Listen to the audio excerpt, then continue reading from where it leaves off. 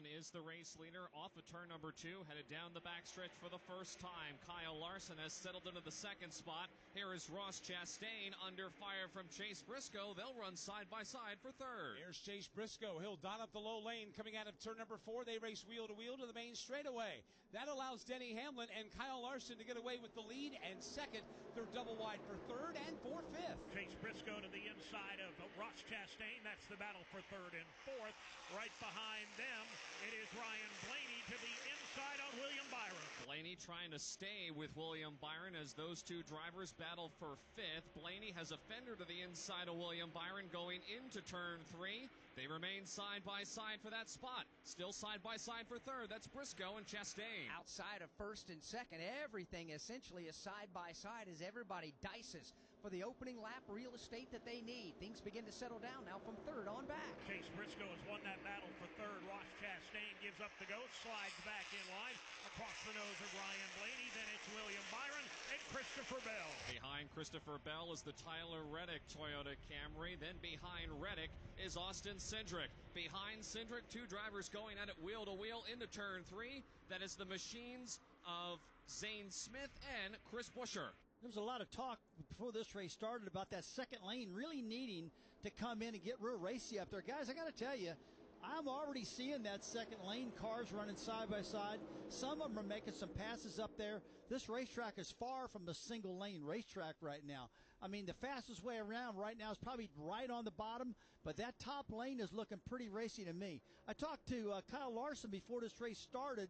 He's got a lot of confidence that he can get that second groove worked in because we all know he's the type of guy that likes to run up high against that wall. Right now, he is following Denny Hamlin off turn number 4 to complete the fourth lap of the afternoon.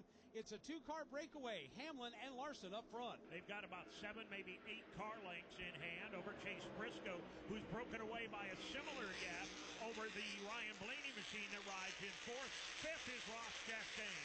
All that traffic now exits turn number 2 as the battle for the lead continues to tighten over the last few laps. Kyle Larson is closing in on the back bumper of Denny Hamlin. Through turn 3, they're 2 car lengths apart. Larson's matching Hamlin stride for stride off turn number 4 and down the front stretch. They'll shift up from 4th to 5th gear and then back down as they stand on the brakes in turn 1. On the brakes into 1, and indeed Kyle Larson has moved up a groove and a half on entry into turn 1, and he is shaving away the deficit, closing in on Denny Hamlin. Kyle Larson looking at the back bumper of Denny Hamlin, full throttle, headed up the back straightaway, setting up for the entry to turn 3. Larson now takes his Chevy right to the bottom of the racetrack, right directly behind Denny Hamlin. Half a car length separation. That's what separates Denny Hamlin from Kyle Larson in the battle for the lead. They've checked out about 10 car lengths over Chase Briscoe in third, with Ryan Blaney and Ross Chastain rounding out the top 5. Here they come into turn number 1. Again, Hamlin skirting that red and white rumble strip at the bottom of the racetrack. Larson running a good groove and a half higher. Larson just looking for a little bit of running room right now. He went high in turns 1 and 2, got a nice run on Hamlin, and now into turn 3. Larson looks outside of Denny for the race lead. Boy, that outside groove is really coming in for Kyle Larson off of turn 4 right now. He told me he thinks he can make it work, and now it's a drag race down the front straightaway, and Larson's got the point leading into turn 1. Here they come into turn 1. Larson by a bumper. Fans come to their feet. Hamlin counterattacks on the inside. They're nose to nose. The advantage goes to Kyle Larson. Kyle Larson will clear Denny Hamlin for the top spot off of turn number 2, and Larson will pull away by about a car length. Now make it 2 car lengths in turn 3. Off the corner they come to complete 8 laps of the Enjoy Illinois 300. New leader Kyle Larson comes across the line. He'll take the point. Denny Hamlin just tried to stay with him, but Dave, looks like Chase Briscoe is patiently waiting in the weeds behind them. Yeah, there's no question Briscoe is coming, and Kyle Larson pulling away from Denny Hamlin. Took the lead a lap ago. He's pulled away by 4 car lengths. And Chase Briscoe, as Dave mentioned, is slowly starting to track in on the back bumper of Denny Hamlin. That would be the race for second. Ryan Blaney runs all by himself in the 4th spot. Then it's a significant gap back to the 5th place Chevy of Ross Chastain. 6th currently is Christopher Bell. 7th is William Byron. Tyler Reddick is 8th. Austin Cindric 9th. Zane Smith rounds out the top 10 as lap number 9 goes on the board. Kyle Larson brings his Chevy in 4 tires Sunoco Racing Fuel. From fueling NASCAR champions on the track for over 20 years to innovating 94 octane, the highest octane on the market. Performance is what Sunoco does. All Sunoco fuel at the pump meets the same top-tier standards as the fuel used in NASCAR. Here for Ryan Blaney, 4 tires with Sunoco fuel. From the track to your tank, you can trust Sunoco to help your vehicle perform at its peak. Oh, Kansas. Here we go. Second half today. You just don't stop giving, do you? Green flag, we're underway.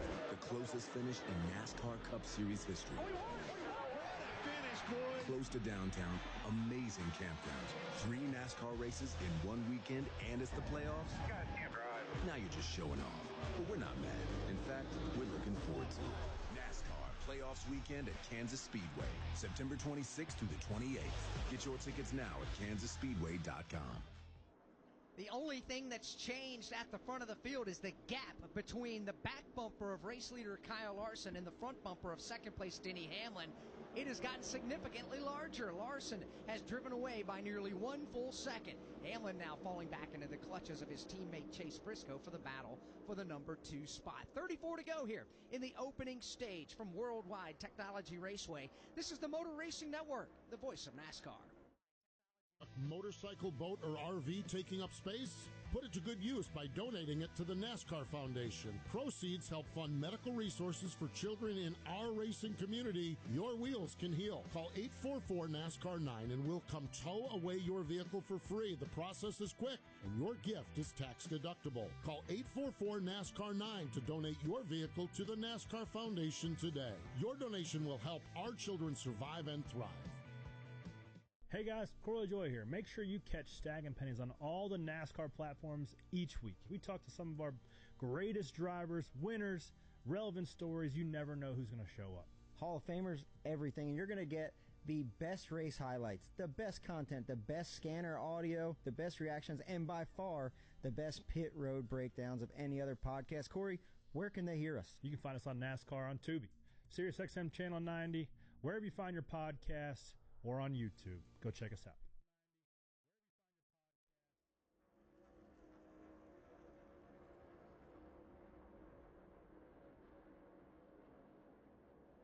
We welcome you back to Worldwide Technology Raceway on the banks of the mighty Mississippi River on the Illinois side, technically in Madison, Illinois. Hey, race fans, ready for some iconic pit stops in the middle of everything. After the checkered flag, check out the nostalgic drive-ins, vintage diners, and larger-than-life detours along Illinois' historic Route 66. Hit the road at enjoyillinois.com. Kyle Larson has taken the lead. He's pulled away by 1.6 seconds over Denny Hamlin, and the lane is getting wider, especially in turns 3 and 4. Kyle Larson making a lot of hay in the outside lane. Leaders come across the start-finish line. They will complete the 15th lap this afternoon. And right now, Alex, everybody just seems to be sorting their cars out. Although there is a good battle further back in the pack. Dave, Christopher Bell is on the move. Yeah, that's been a good battle. They've been going back and forth for the last few laps. Christopher Bell trying to pick up a spot. The battle continues hot and heavy, but he's not quite there. Christopher Bell will take that spot away from Ross Chastain. Further up, battle for third is on. Ryan Blaney has caught Chase Briscoe. Ryan Blaney's car was really good the longer they ran yesterday in practice. He's now on the back bumper for the number 3 spot. Briscoe holding down third. He's going to run about a groove and a half, maybe 2 off the bottom. It's wide open down low. Here comes Ryan Blaney, but Briscoe too strong for the moment off the top. Ryan Blaney took a peek to the inside on Chase Briscoe coming out of turn number 2. Could not make the pass. Now he rides in line and follows Briscoe back to turn 3. Both of those drivers in Briscoe and Blaney begin to gobble up Denny Hamlin. Here's Blaney again. He'll look to the bottom of the racetrack in turn 4, but he doesn't have the real estate he needs to make the pass and take third away. Solid fight from second on back. That bottom lane is obviously the shorter way around in terms of real estate. Running higher on the track allows you to keep more speed and momentum. For the moment, the advantage remains with Briscoe. And all this continues to happen well behind the race leader, Kyle Larson, who is about a half a straightaway ahead of the second-place car of Denny Hamlin. Chase Briscoe currently, again, holds down that third spot, but he's giving all he wants right now from Ryan Blaney behind him. And Blaney continues to show the nose of that bright yellow Ford to the inside of Briscoe. Just can't quite get a run alongside. You know, Mike, Kyle Larson and Cliff Daniels, the crew chief, this team, they haven't won in the Cup Series since early May back at Kansas Speedway. To say this team needs something positive to happen and try to get a little mojo back at this time of year would be an understatement. Especially after their playoff performance last weekend at Darlington Raceway. It was not a comfortable week at Hendrick Motorsports. The highest Hendrick car last weekend was Chase Elliott, and he finished in the 17th position. They've got a lot of work to do there, and it looks like, Alex, that they put the work in, and right now it's paying off with what Kyle Larson's been able to do so far. Yeah, it has. Keep in mind, we are early here at the Enjoy Illinois 300, but Rusty, I know you've been paying close attention, especially to what lines the drivers are running. And Kyle Larson, you said a moment ago, talked to him before the race started. He said he was going to go topside at this track, and he's doing it. Yeah, he's the type of driver that generally runs up and the top of the racetrack almost everywhere.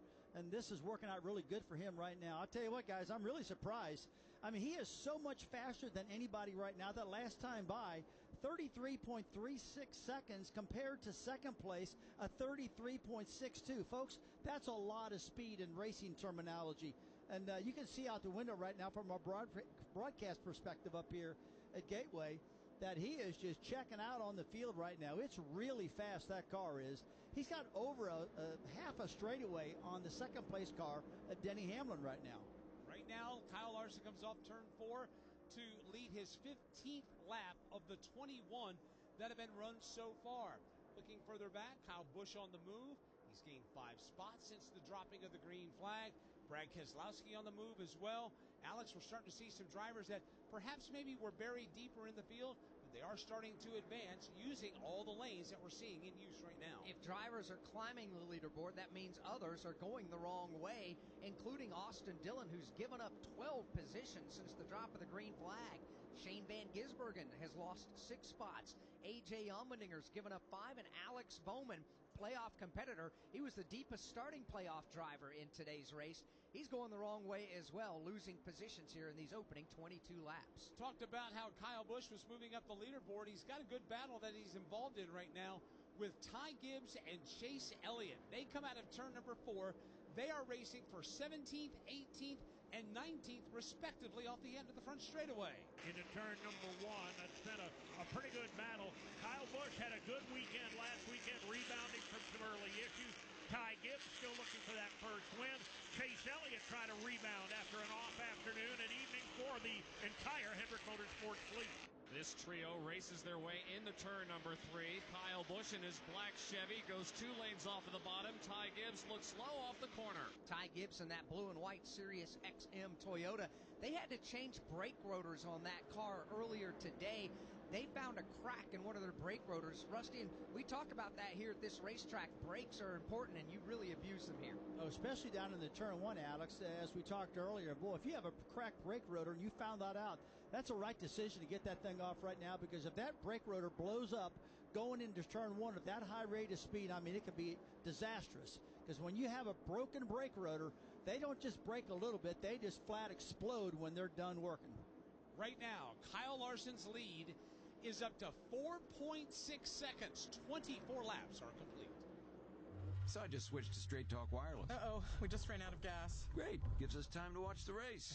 You know the next town is 50 miles away, right? Don't worry, I have real unlimited data now. But how are we going to get out of here? We got about 200 laps before we need to figure that out. Get a free 5G phone with select plans and real unlimited data only for a limited time at Straight Talk. Available at your local Walmart and straighttalk.com. Straight Talk is an official partner of NASCAR. Taxes and fees apply. Require single line activation on the qualifying plan for network management practices. Visit straighttalk.com. Copyright 2025 Verizon. NASCAR is a registered trademark of the National Association for Stock Car Auto Racing, LLC. Here's the tale of the daily med fill. Same old pharmacy, same old bill, but those prices kept rising higher still. Till the savings wrangler rode in, cool as can be. Tap Good RX, saving massively. No plan? Don't matter none. Up to 80% off. Deals are done. Discounts hitting harder than Ma's chili. Dang, that one little app does all the rest. Save time and money on prescriptions. Check Good RX. Good RX is not insurance. Back at Worldwide Technology Raceway at Gateway, caution flag number 1 is flying over the Enjoy Illinois 300. Kyle Busch having a problem off turn number 2, spinning down to the inside of the racetrack, and that will slow us for the first time of the day. Doesn't look like he has much damage, but nonetheless, a spin from Kyle Busch off turn 2. So that'll put us under the caution flag for the first time. He just simply went around all by himself. From Worldwide Technology Raceway, this is the Motor Racing Network, the voice of NASCAR. Every time the siren sounds or lights flash, someone's life is on the line. At Whelen Engineering, we know first responders carry that weight every day. That's why for over 70 years, we've led the emergency warning industry, designing and manufacturing the lights, sirens, and safety systems they trust right here in America. Because when the mission is critical, there's no room for second best. Whelen Engineering, trusted to protect first responders.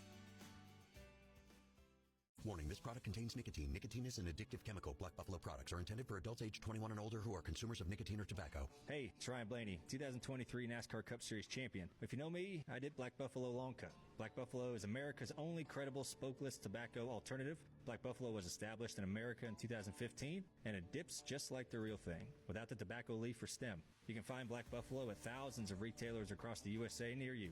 Black Buffalo Tobacco Alternative. If it's everything you love about dip, nothing you don't.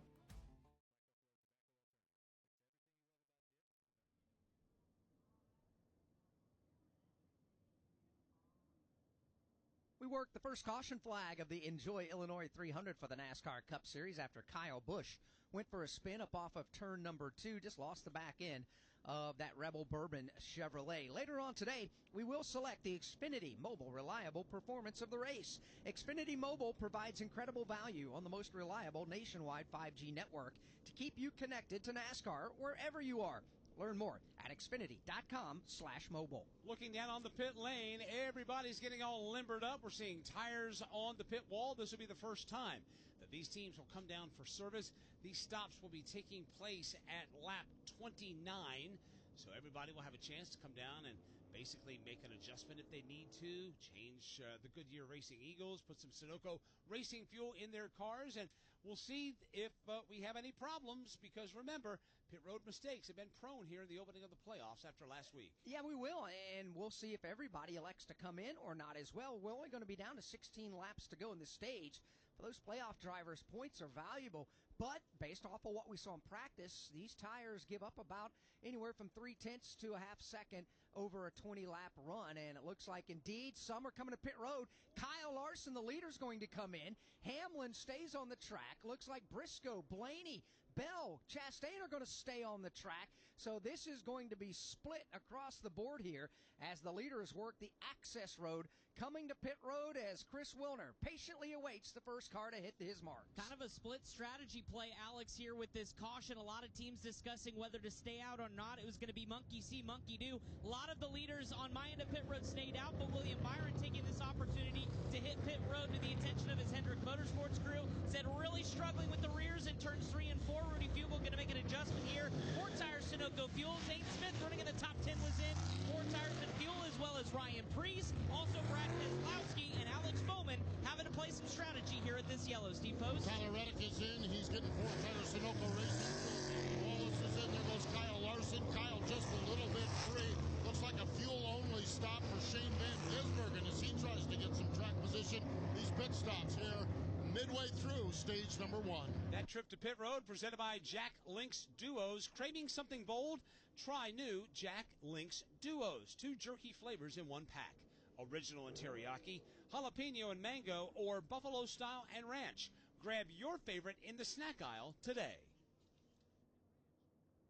In Illinois, it's easy to get caught up in the rush. Flying through history on Route 66, America's most famous road trip. Or turning your world upside down on coasters at Six Flags Great America. But when you're in the middle of everything, don't forget to slow down and enjoy every pit stop. From delicious deep dish bites to breathtaking views. Because in Illinois, even the detours are legendary. Plan your trip at enjoyillinois.com. Illinois, the middle of everything.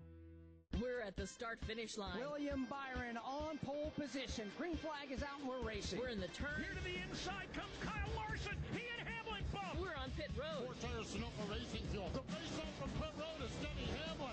Eric Jones goes off. We are live from the track. The Motor Racing Network, your home for NASCAR racing. Don't miss a lap, pit stop, or side-by-side race for the win.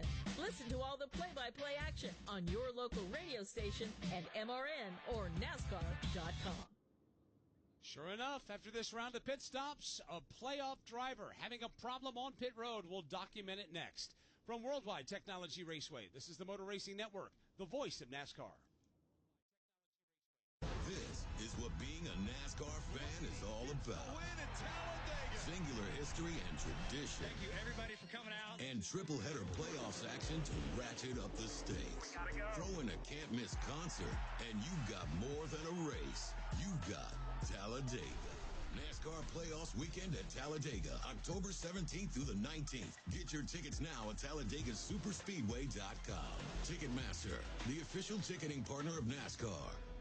The Tough Trucks of NASCAR, an exclusive podcast from the Motor Racing Network. Ron Hornaday, green flag is in the air, and he will take the field quickly to turn one. Relive the moments of the NASCAR Craftsman Truck Series from its debut in 1995. Checkered flag in the air, Skinner wins with the inaugural for the NASCAR Truck Series by Craftsman. The legends of the NASCAR Craftsman Truck Series. Todd Bodine wins 4 in a row on super speedways. The Tough Trucks of NASCAR, available on podcast platforms and MRN.com.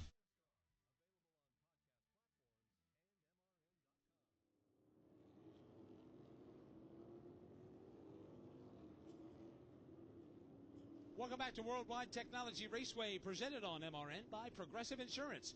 Car, homes, boats, motorcycles, RVs, and more at Progressive.com. The field gets the one-to-go signal. They'll choose what lane to restart in. Keep in mind, the front 8 drivers did not come to pit lane. Denny Hamlin is going to take over the race lead. He'll opt for the outside lane. Then Chase Briscoe, then Ryan Blaney, Christopher Bell, Ross Chastain, Austin Cindric, Michael McDowell, Justin Haley. We mentioned a playoff driver had a problem on pit road. Steve Post, who was it? What was the issue?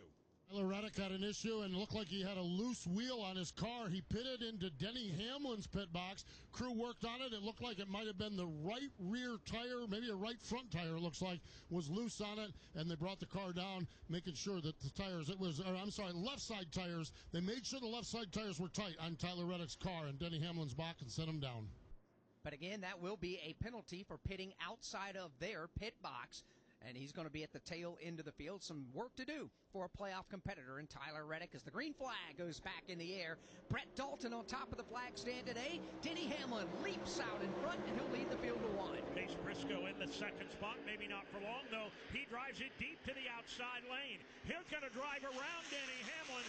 Chase Briscoe to the point on the back straightaway. Nice move by Chase Briscoe. He grabs the lead away from Denny Hamlin on the outside lane and now sets sail for turn 3. It's Briscoe, the leader, by a car length over Hamlin. Ryan Blaney has gone to 3rd. Bell is 4th. Here comes Larson charging hard on the bottom of the racetrack. Kyle Larson has been blasted out of a cannon on this restart. He passed about 6 of them on the high lane of turn 2, got more in 3 and 4, and now he's trying to get 4th from Christopher Bell. And he's going to take it on the inside of Christopher Bell, right down on those red and white rumble strips as one car goes way high. Justin Haley out of the groove mid-pack. He'll get it back in line in turn 2.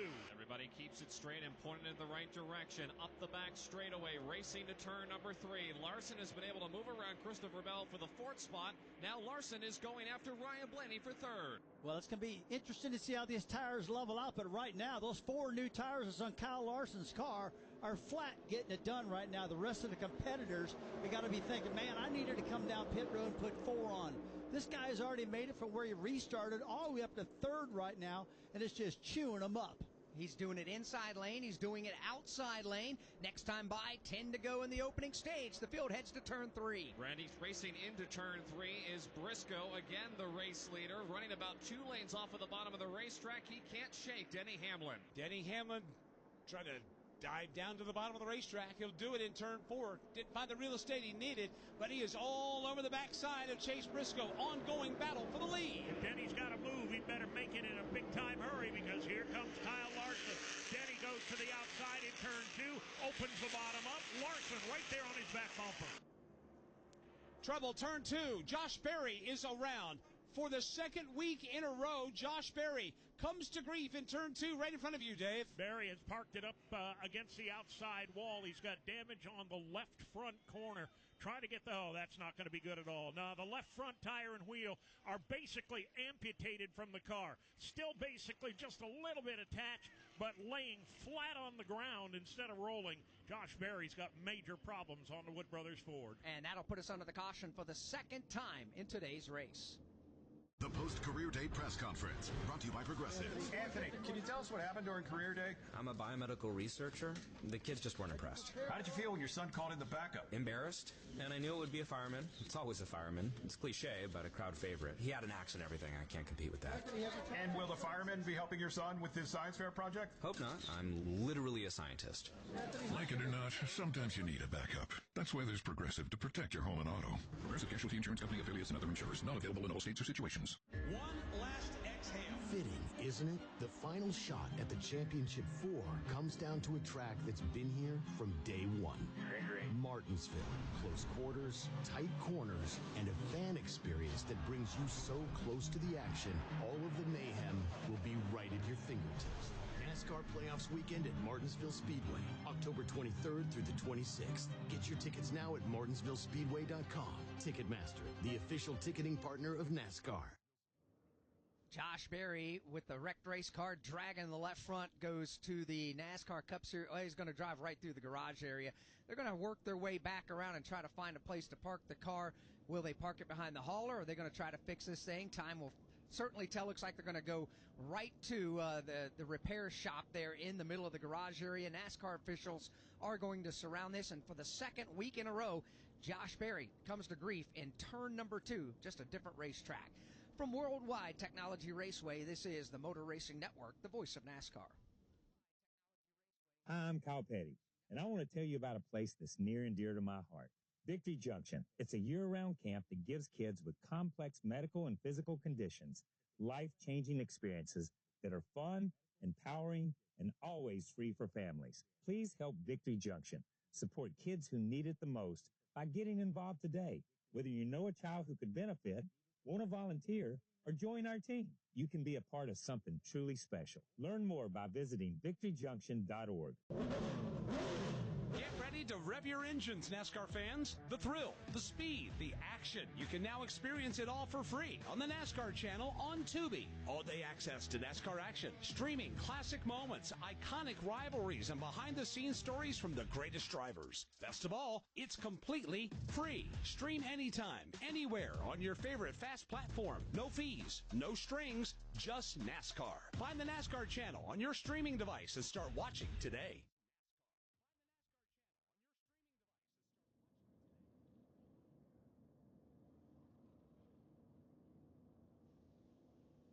Welcome back to Worldwide Technology Raceway, presented on MRN by Progressive Insurance. Save when you bundle motorcycle, RV, and boat insurance. Visit Progressive.com.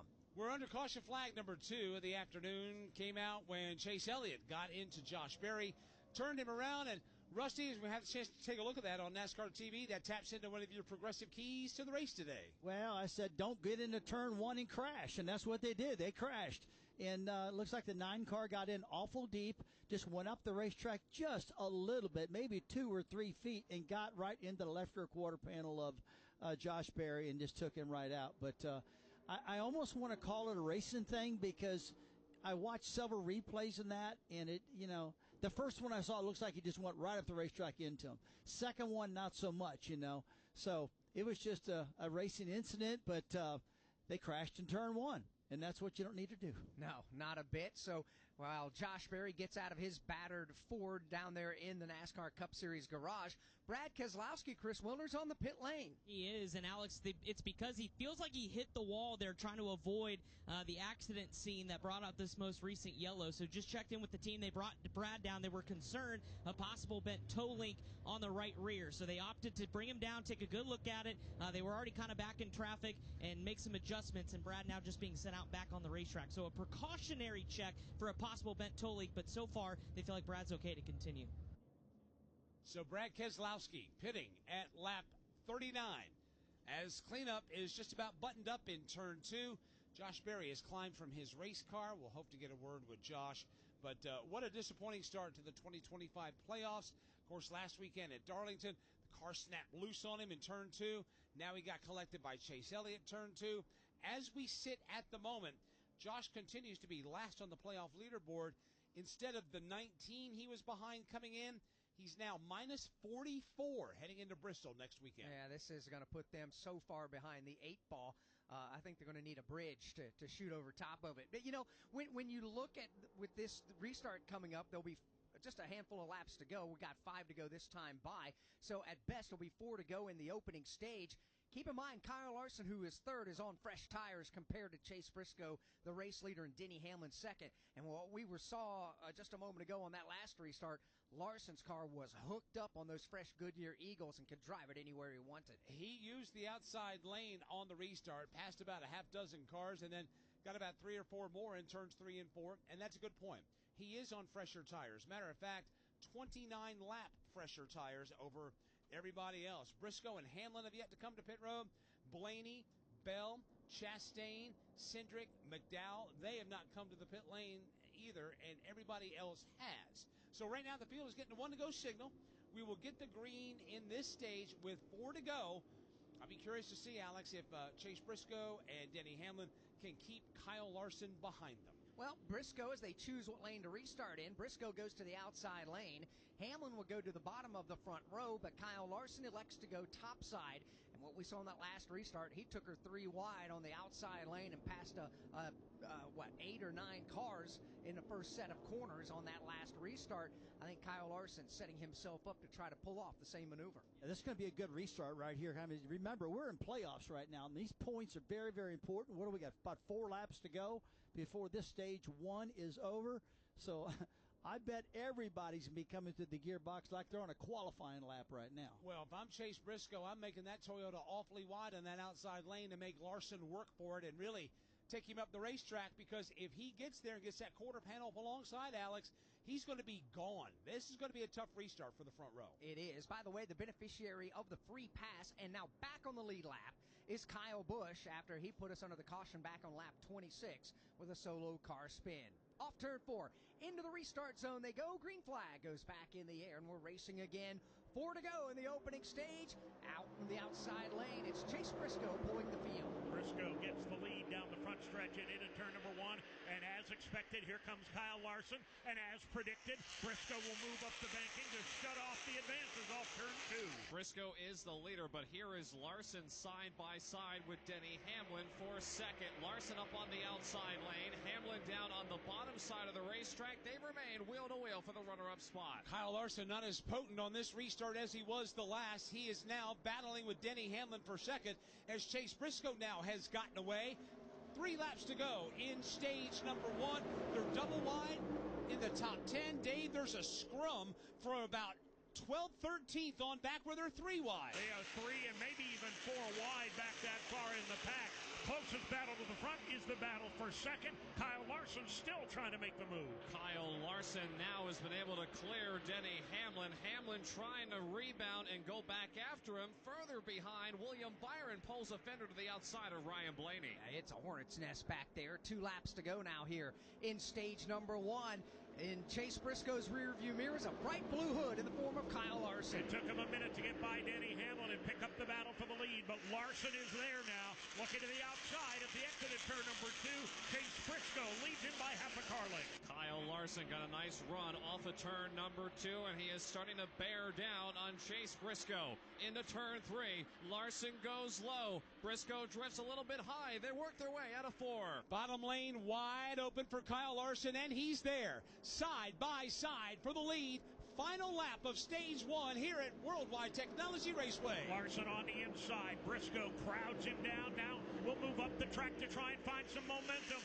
Larson by a bumper. Back comes Chase Briscoe in the high lane. Briscoe strong on the outside lane will clear Kyle Larson off turn number 2. Final shot for Larson will be in turn 3 here in stage 1. He's a little bit too far back. Briscoe drifts high again in the corner. Larson is against the curbing. Briscoe, the Southern 500 winner from a week ago, trying to win stage number 1. Green and white checkered flag is out, and he will do it. Chase Briscoe wins stage number 1 of the Enjoy Illinois 300 as the caution flag flies for the end of the stage. Top 10 finishers will get points. It's Chase Briscoe winning the stage, Kyle Larson second, Denny Hamlin third, William Byron fourth, and Ryan Blaney fifth. Bubba Wallace was sixth, Christopher Bell seventh, Ross Chastain eighth, Zane Smith ninth, and Chase Elliott was 10th. And that's the top 10 finishers in the stage, presented by Sunoco. From fueling your favorite NASCAR teams to filling up at the pump, Sunoco is trusted to help vehicles perform at their peak. Sunoco, performance is what we do. Warning, this product contains nicotine. Nicotine is an addictive chemical. Black Buffalo products are intended for adults aged 21 and older who are consumers of nicotine or tobacco. Hey, it's Ryan Blaney, 2023 NASCAR Cup Series champion. If you know me, I did Black Buffalo Long Cut. Black Buffalo is America's only credible smokeless tobacco alternative. Black Buffalo was established in America in 2015, and it dips just like the real thing, without the tobacco leaf or stem. You can find Black Buffalo at thousands of retailers across the USA near you. Black Buffalo Tobacco Alternative. If it's everything you love about dip, nothing you don't. So you're a Toyota Cup driver and you just made it to the playoffs. Now all you have to do is win. Easy. Just turn left, right? That and start strong, take off, reach 200 miles per hour, maintain a good position, no big deal, lap again, time your pit stops, steer clear of accidents, talk to your crew chief like your best friend, and most importantly, turn left. Easy, right? You in? Get up to speed at tgrna.com. Toyota, let's go places. NASCAR is a registered trademark of the National Association for Stock Car Auto Racing, LLC. Pit lane remains closed for the moment. We will have pit stops for you when they take place, and we'll do that next. From Worldwide Technology Raceway, this is the Motor Racing Network, the voice of NASCAR. Have you racked up $10,000 or more in credit card debt? Are you barely getting by making minimum payments? With credit card debt reaching all-time highs, National Debt Relief is notifying consumers about significant debt relief options now available to help those with overwhelming credit card debt. These options may reduce a large portion of credit card debt for those who qualify. You don't need to declare bankruptcy or take out a consolidation loan, and you may only have to pay back a fraction of what you owe. National Debt Relief has already reduced the credit card debt for more than 550,000 consumers, so don't wait. If you owe $10,000, $20,000, or even $100,000 in credit card debt, you can now take advantage of this financial debt relief as the cost of living continues to skyrocket. To check what debt reduction you may qualify for, call 800-375-3232. 800-375-3232. That's 800-375-3232. National Debt Relief, the official debt relief partner of NASCAR.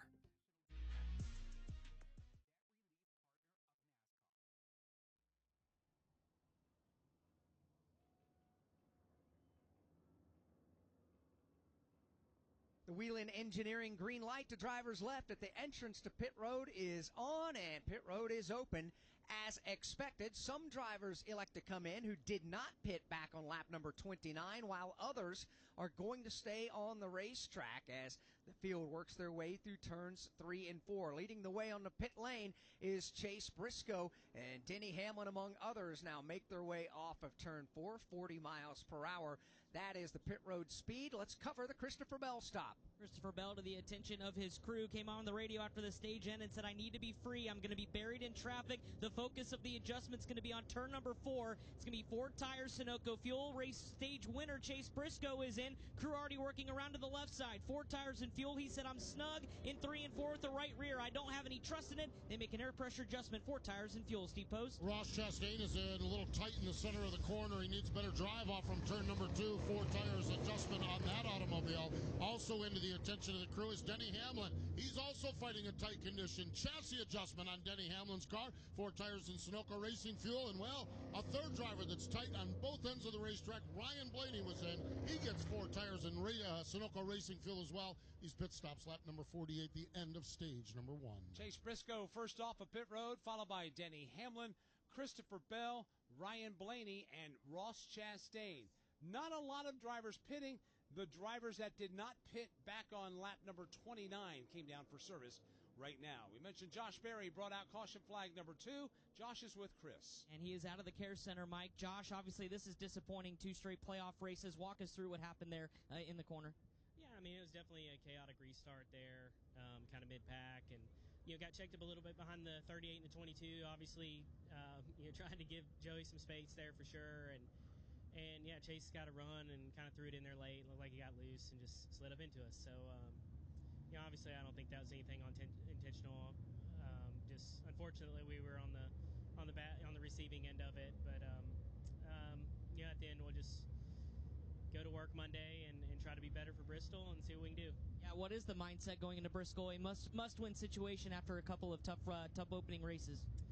Yeah, I mean, Darlington was, really kind of on us, and, this week obviously was just, wrong place, wrong time. I mean, we just, first and foremost, we just need to worry about running well, being up front, giving ourselves the opportunity to race for the win. Obviously, that's the situation we're going to be in, and just see what happens from there, I guess. All right, that's Josh Berry again out of the Care Center, but he's got his work cut out for him. He and the Wood brothers going to Bristol next week. Got their head up, and they've got one more chance to advance to the next round of the playoffs.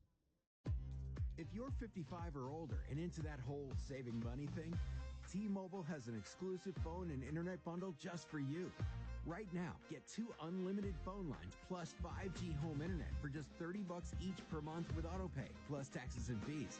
And with 5G home internet, setup is easy with just one cord and no technician needed, which is great if you're also into that whole keeping it simple thing. Switch now and experience the best mobile network in the U.S. Visit your local store to start saving.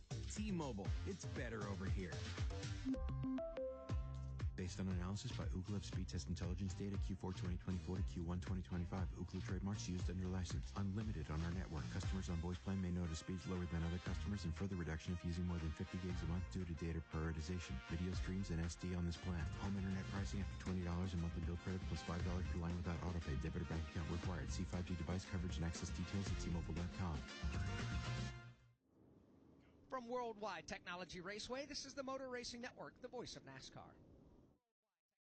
We are getting ready to crown a champion. Championship weekend is coming back to the desert. Let's get this party started. 4 title races in 3 days means there will be a buzz in the air all weekend long. Whether from the grandstands, the infield experience, or the hillside, this is your chance to witness history and make championship caliber memories for the whole family.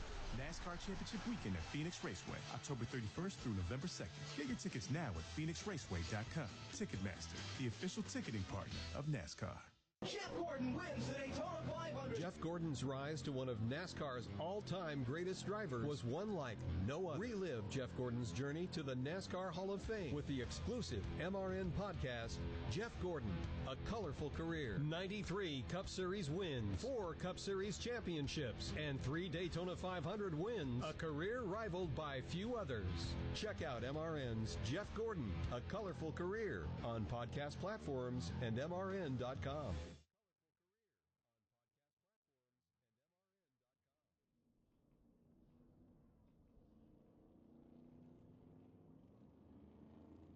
We welcome you back to Worldwide Technology Raceway as we get set to begin our second stage of the race. And here's a look at the Beefaroo Stage Preview presented by Beefaroo. Race fans, Beefaroo is giving you the chance to win big all season long. Download the Beefaroo app and enter for a shot at winning a VIP race experience, exclusive merch, and a meet and greet with Noah Gragson. Download the Beefaroo app now and enter for your chance to win. It's time to race to Beefaroo. When they come back to the start-finish line, the green flag will come out. It'll be 88 laps to go in this stage. And with the fuel window being anywhere between 75 to 80 laps, they will have to stop for fuel. Now, that obviously will be impacted if there are any caution flags on the racetrack, but that will set up a very unique strategy of when do you come? Do you take 2? Do you take 4? We've already seen some 2-tire stops today. Question is, how will this shake out, and when will that window open, and when will drivers take advantage of that fuel window? And we're also on 2 different pit strategies as we speak, separated by 10 or so laps in their pit sequences, and we're finding out that newer, fresher Goodyear Eagle tires do indeed play a key role here in this race. Here they come out of turn number 4. A couple of Hendrick Motorsports Chevrolets on the front row. Kyle Larson and William Byron. Bubba Wallace, Zane Smith, and Chase Elliott looking on, rounding out the top 5. Green is back up. We're back at it. Kyle Larson already trying to scamper away from the field. William Byron doing his best to hold his line down on the inside lane, but he has no competition right now. Kyle Larson around the outside of the lead. Larson will take the lead. Byron goes to second. Bubba Wallace runs in third. Then you've got the machine of Zane Smith, who has settled into the 4th spot. Chase Elliott completes the top 5. As a matter of fact, as bad as the week was last week for Hendrick Motorsports, all 4 Hendrick Chevrolets on this lap inside the top 11, led right now by Kyle Larson back to turn 1. He has quickly begun to pull away, opened up about a 4 4, maybe 5 car length gap over a side-by-side battle for second. That's where Bubba Wallace has gone to the high country. He'll take the 2 spot away from William Byron. Nice pass by Bubba Wallace again on the outside, getting around William Byron for second. Zane Smith again still all by himself in that 4th position. Further back, it is a mad scramble outside of the top 10. Drivers 2 and 3 wide through 3 and 4. Tyler Reddick, the driver that's on the move, he on the initial lap of the restart gained 6 positions. And he's done it, Dave, using the outside lane. He just got around Ty Gibbs to get another one. He drives it deep, and I don't mean the second groove either. I mean about the 3rd or 4th groove around the Ty Gibbs machine, closing in now on Eric Jones. Tyler Reddick closing in on the back bumper of Eric Jones, racing down the back stretch, practically pushing Jones into turn 3. Here's Reddick. He'll take his Toyota to the high lane, getting alongside of Jones for that spot. If you're just joining us, Tyler Reddick on the rebound after a loose wheel on his pit stop back on lap number 29, and a pretty good rebound ongoing as he continues to climb the leaderboard. At the moment, Kyle Larson shows the way. Bubba Wallace is up to 2nd. William Byron is 3rd. Chris Wilner, Zane Smith is up to 4th. He is. It's been a great start to the race for the Front Row Motorsports driver. Remember, he took 2 tires on lap number 29. Started 10th, now currently running in the 3rd spot. This has been a progression for this team. Spoke to Ryan Bergenti, his crew chief, earlier before the race. He said, we're really a 14th place car the last 2 months. The problem is we've been so buried in qualifying in the order that we haven't had the track position early to show it. They're hoping today they can keep that Ford out front, and they're doing a nice job again playing different strategy on 2 tires, but is able to get stage points, and now here running well inside the top 5. Well, right now, after this restart, Kyle Larson is settled in again. He's starting to pick the speed back up. That last time by about 0.2 of a second faster than Bubba Wallace. So he's kind of got this mojo back again in that number 5 car. He's got clear air up in front of him, getting some good downforce in front of that Chevrolet, and is starting to set sail again. One of the things, Alex, we were following coming in after the dismal performance of Hendrick Motorsports last weekend, could they rebound? Right now, all Hendrick Motorsports cars are inside of the top 10. Yeah, they are, and they're doing exactly what they hope to do after what was described to me yesterday in the garage by a Hendrick Motorsports official. A very unpleasant week inside the walls at Hendrick Motorsports after their performance as a company 1 week ago. But that being said, there's some pretty good cars out there as well. Got a pretty good race going on right now for the number 4 spot. It's Tyler Reddick. He's going to the inside of Chase Elliott here off turn 4. Elliott will hang on to the spot for the moment. Reddick has lit the fuse since the restart. He's powered around Eric Jones, he's powered around Ty Gibbs, he's powered around Joey Logano, and now he's working all over the back bumper of the Chase Elliott machine on the backstretch. And Tyler Reddick has not been shy about working in different lanes on either end of the raceway. In turns 1 and 2, he went high in the corner. This time in turn 3, he does the same, racing Chase Elliott inside of the top 10. Tyler Reddick took her all the way up the racetrack. Chase Elliott sliding to block that advance, and right now, by doing that, Dave, that's allowed Elliott to close in on Zane Smith for 4th. Yeah, Zane Smith has got a rear view mirror of Chase Elliott. Elliott now is going to go way up to about the 4th groove to try and make a high line move on Smith. Chase Elliott knows he's got to step it up because Tyler Reddick is beginning to pressure him for this position. Here is Elliott drawing up alongside the Zane Smith automobile into turn 3. Elliott will make the pass on the outside. Zane Smith keeps his car at the bottom of the racetrack, and Tyler Reddick also on the outside lane. Going to try to keep the momentum wound up there and close in on the back bumper of the Long John Silver's Ford. Here they come into turn number 1. Chase Elliott has taken sole possession of the number 4 position. Zane Smith is fifth, maybe not for long. High line attack coming in the person, Tyler Reddick. Trouble, turn number 1. Chase Briscoe just got into Daniel Suarez in a 3-wide move. It took Suarez up the racetrack, and Suarez bounces off the wall, and that puts us under caution flag number 4. Just like a pit crew helps a driver reach victory lane, Ally helps you reach your financial goals. Ally has tools like savings buckets to keep your savings on track and savings boosters to put a little extra gas in your tank. Visit Ally.com to learn more about how you can grow your money fast. Savings buckets and boosters are features of the Ally Bank savings account. Ally Bank, member FDIC. Looking for weekly motorsports podcasts to stay up to date on what's happening on and off the track? The Motor Racing Network is the place. Hear from NASCAR crew chiefs on MRN Crew Call. All the happenings from regional touring series and local tracks on NASCAR Coast to Coast. Sprint Car Talk on Winged Nation. NASCAR history on MRN Classic Races. And hear from the drivers on NASCAR Live. MRN podcasts available on MRN.com, YouTube, or your favorite podcast platform. We work the caution flag here for the fourth time in today's Enjoy Illinois 300 playoff driver. However, a winner last week. Going on to the next round, Chase Briscoe got into Daniel Suarez. Suarez up and into the outside safer barrier. As we work the caution flag, pit lane is open here on lap number 62, Mike. More drivers electing to come in. 40 miles an hour. Everybody coming onto pit road right now for those that choose to do so. To Chris we go. Joey Logano has that first pit stall. The crew working on the right side. 2 tires only in fuel for Logano, still tight in the center of 3 and 4. Here comes Chase Briscoe. Has right front damage after that contact there that brought out the last yellow flag. 2 left side tires is the call from James Small. They'll address the damage on the right front next, but currently having trouble with the left rear. Painfully slow pit stop here for Chase Briscoe. Steve Post. Right side tires only for Bubba Wallace. Right side tires as well only for Blaney. Also right side tires for Denny Hamlin as they come in. Now, these drivers here are right on the outside edge of the fuel window to make it to the end of the stage. This thing is a two or three strategy race here with different programs in play here. Daniel Suarez is in a fair amount of right side damage, right front damage on the Choice Privileges Chevrolet for Daniel Suarez. Again, different strategies now being employed by these teams in today's race.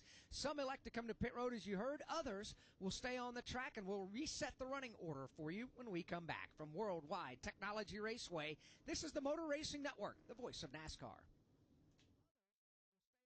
Don't risk losing the trusted news, traffic, sports, and weather you get from AM radio stations. It's time to make your voice heard. We need Congress to pass the AM Radio for Every Vehicle Act to keep AM radio in cars. When internet and cell services are out, AM could be your only lifeline. Text AM to 39179 and tell Congress to pass this critical legislation now. The message and data rates may apply. You may receive up to 4 messages a month, and you may text STOP to stop. This message furnished by the National Association of Broadcasters.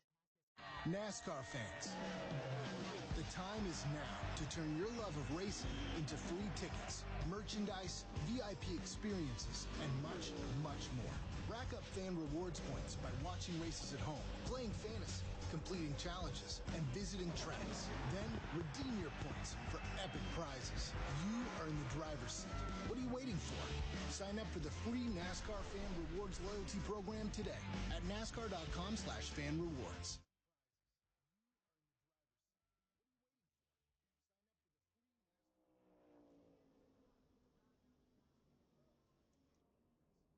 As promised, the reset of the running order now with 77 to go in stage number 2, brought to you by Straight Talk Wireless, official partner of NASCAR. Fans of fast get real unlimited data on reliable 5G with no contracts or hidden fees. Now at straighttalk.com and Walmart. Straight Talk Wireless. Kyle Larson leads, William Byron second, Chase Elliott third, Zane Smith will restart fourth, and Tyler Reddick will restart in position number 5.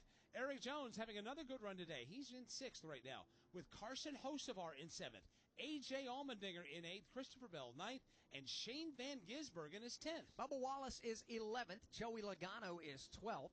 13th is Alex Bowman. 14th is Denny Hamlin. Austin Cindric 15th.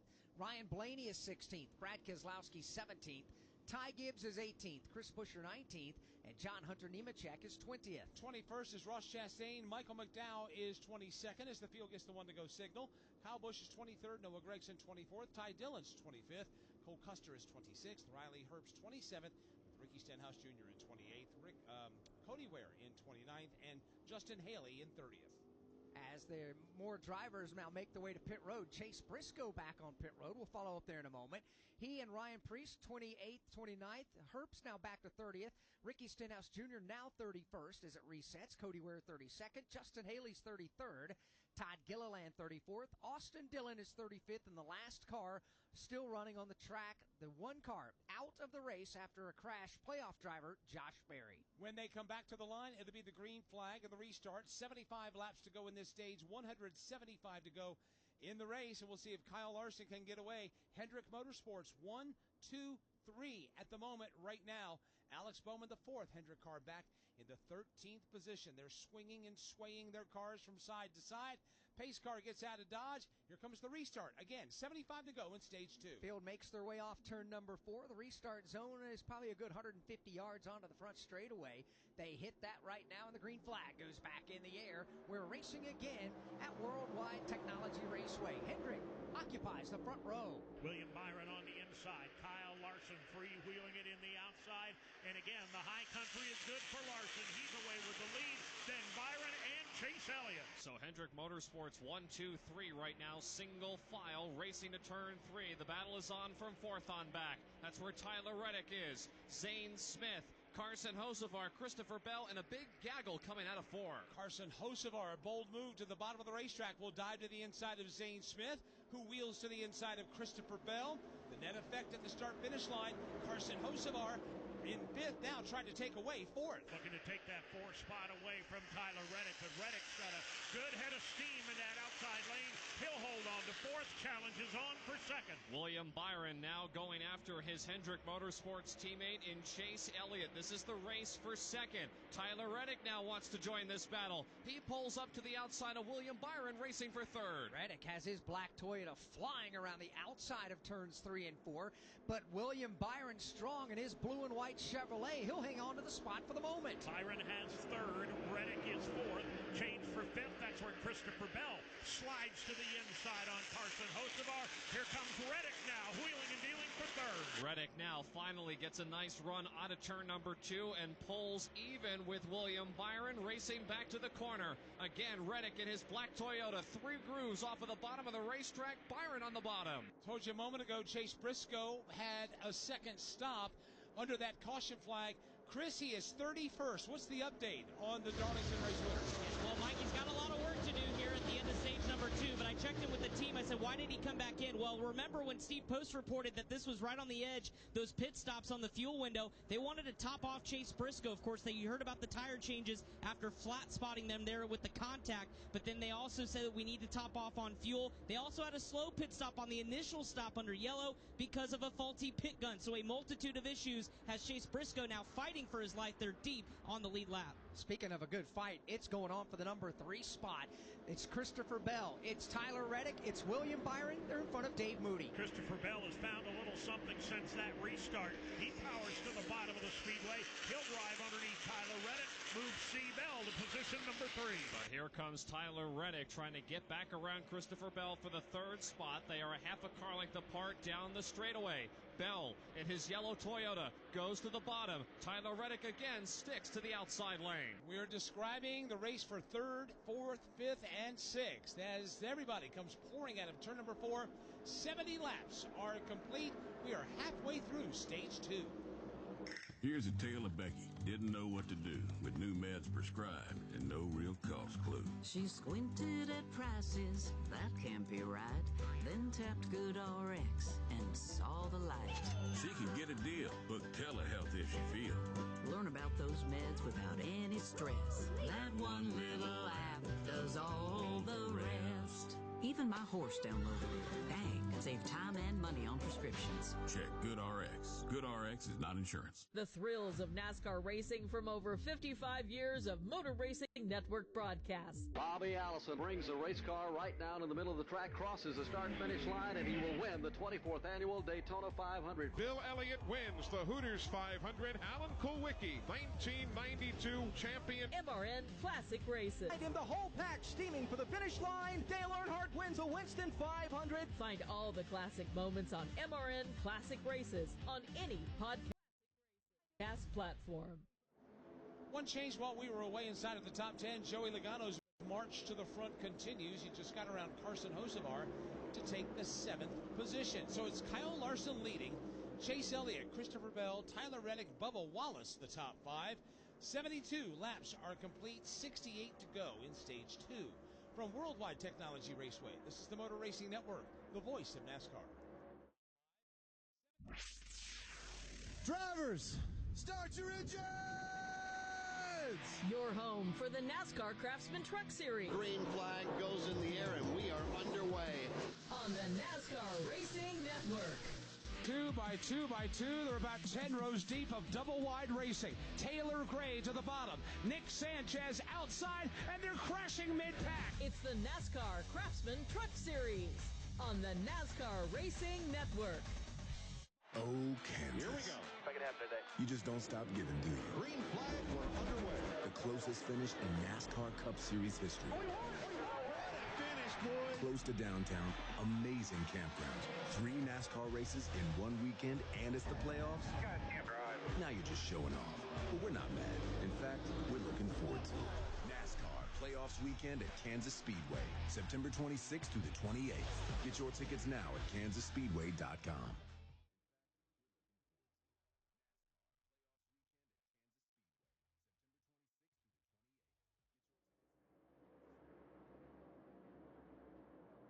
Back at Worldwide Technology Raceway, we continue under the green flag. 75 laps are complete.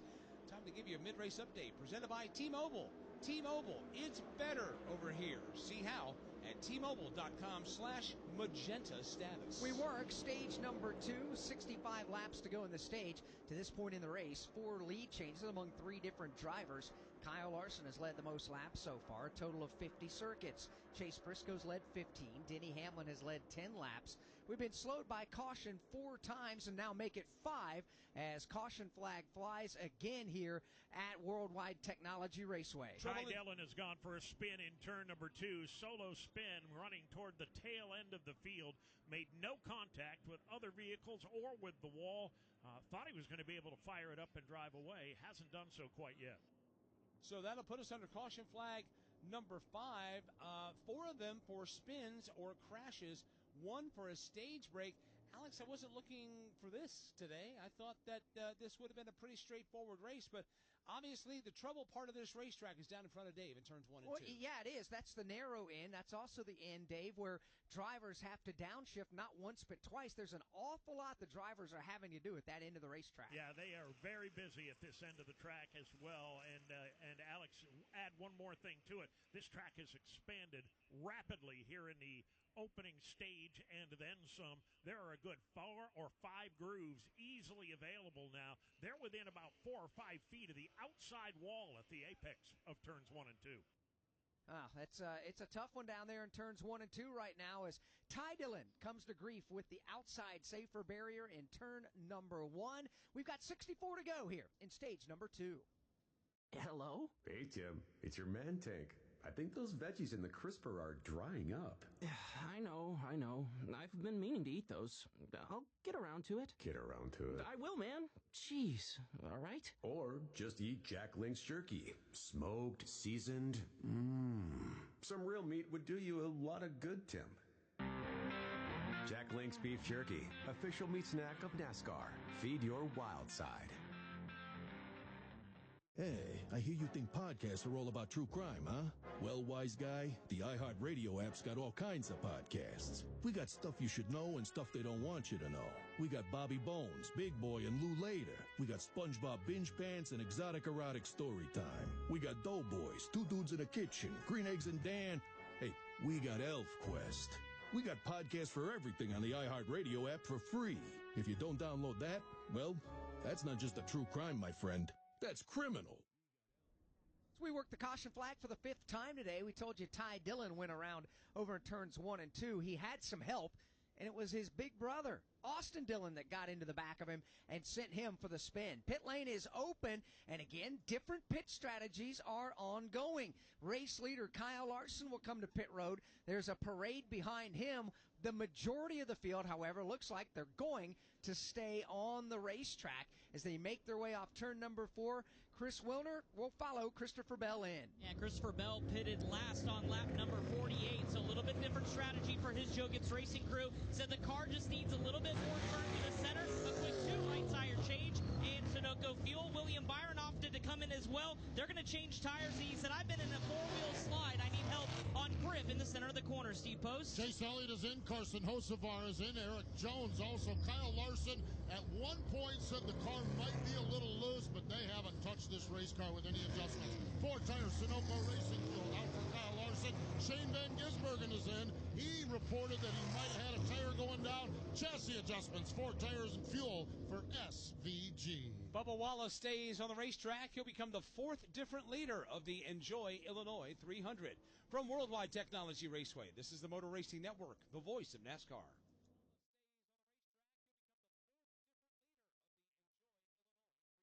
Inspiring story. Dale Earnhardt Jr. comes back to the Daytona International Speedway. He will win the Pepsi 400. I'm just a pilot, man. You know, I just want everybody to be happy. I want to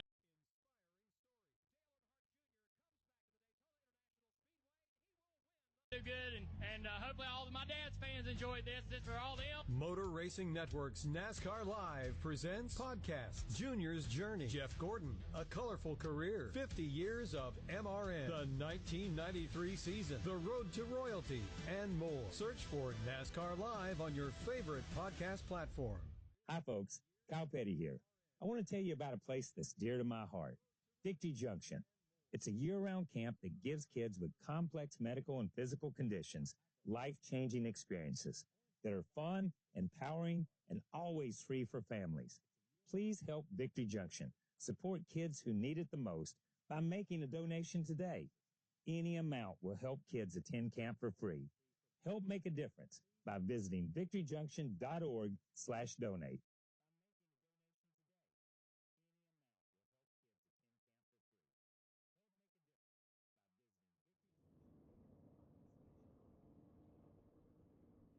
Back at Worldwide Technology Raceway, we continue under the 5th caution flag of the afternoon. Yeah, we do. This one for Ty Dillon, who got turned around by his big brother, Austin Dillon, down in turns 1 and 2. And, boy, Rusty, part of your keys, and it seems like we talk about this week after week, you got to be clean on pit road. We know Tyler Reddick on his first pit stop of the race had a loose wheel back on lap number 29. They had to come back in, lost a ton of track position.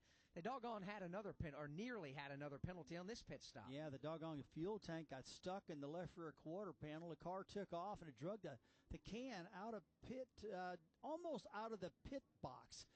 It stayed in the pit box, so they didn't get a penalty. But boy, I tell you what, it was close. And mistakes, they just keep making them. You just can't do this. And we talk about it every single week that a lot of people make mistakes every race. But couldn't you imagine if nobody made any mistakes, how good a finish they'd have?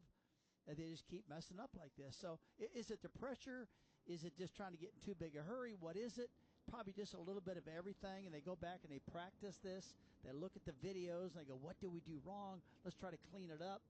And then they clean that up. Then it's like something else pops up. So it's constantly chasing it. 3 playoff drivers have had trouble so far today. We talk about Tyler Reddick, that loose wheel issue back, around lap 28 or so. Then you have Josh Berry, who crashed in turn 2. That was back on lap 36. And then you had Chase Briscoe getting into Daniel Suarez. They had to pit. When they did, they had problems with the air gun. It's just been not as widespread, though, but there have been playoff drivers that have found trouble so far. Yeah, there has. There are drivers and different strategies. We've talked about that since the first round of pit stops.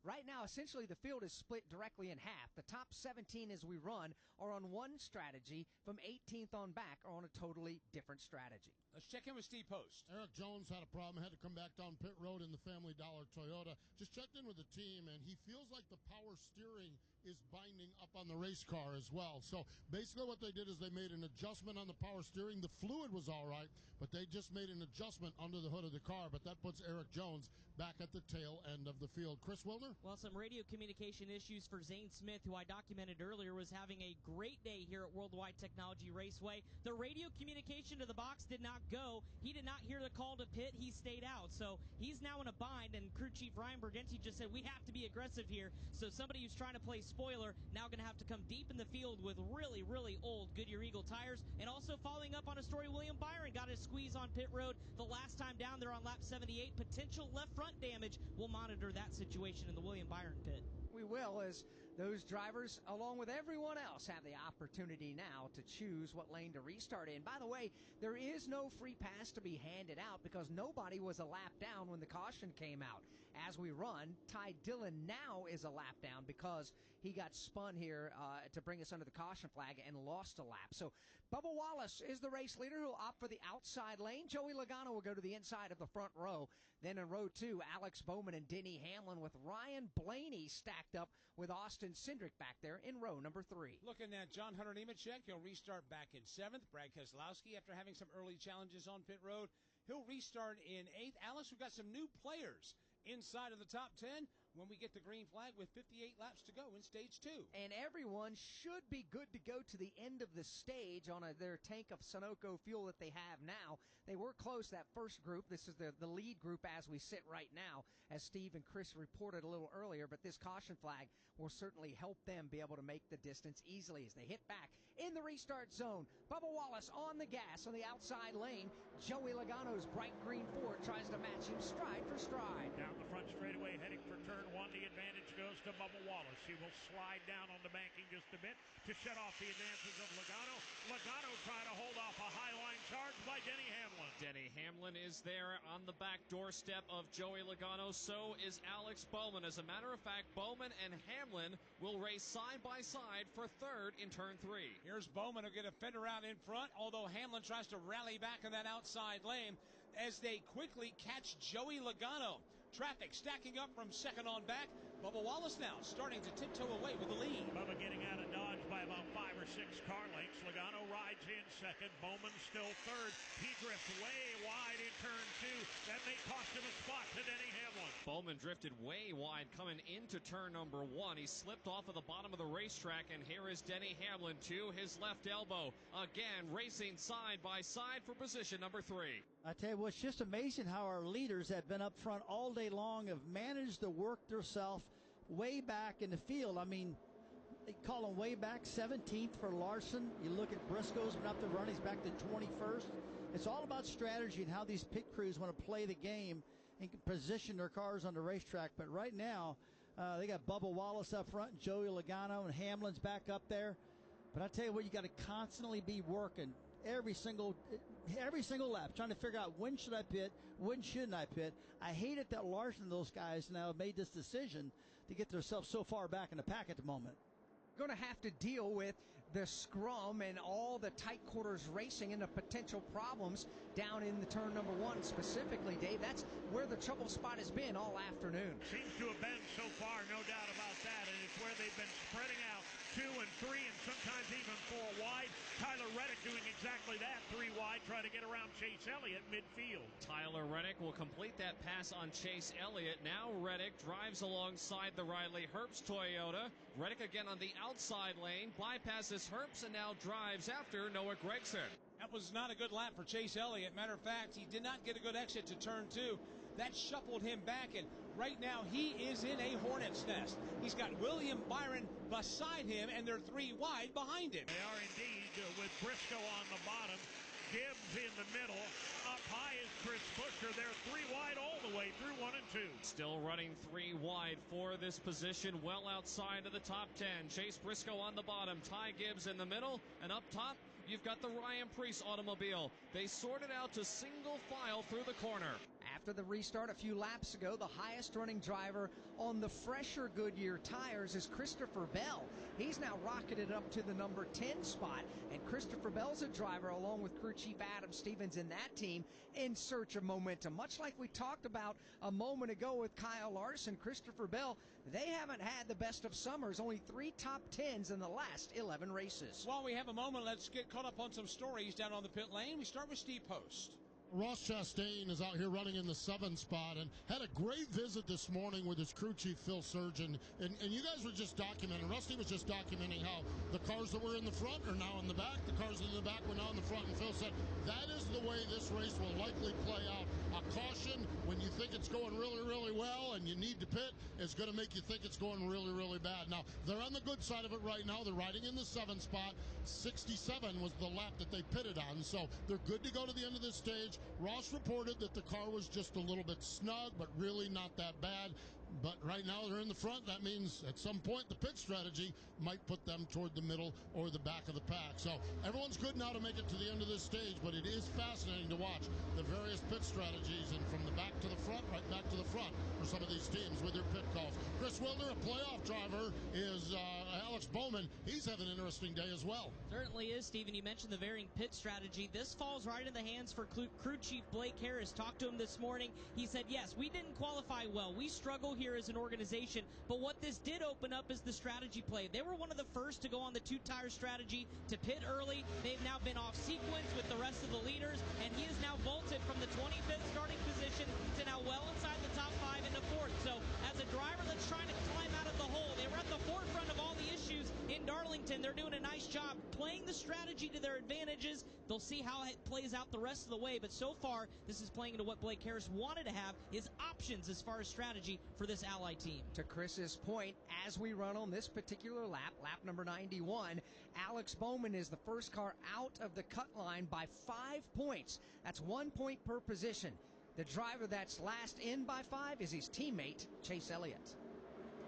So I just switched to Straight Talk Wireless. Uh-oh, we just ran out of gas. Great, gives us time to watch the race. You know the next town is 50 miles away, right? Don't worry, I have real unlimited data now. But how are we going to get out of here?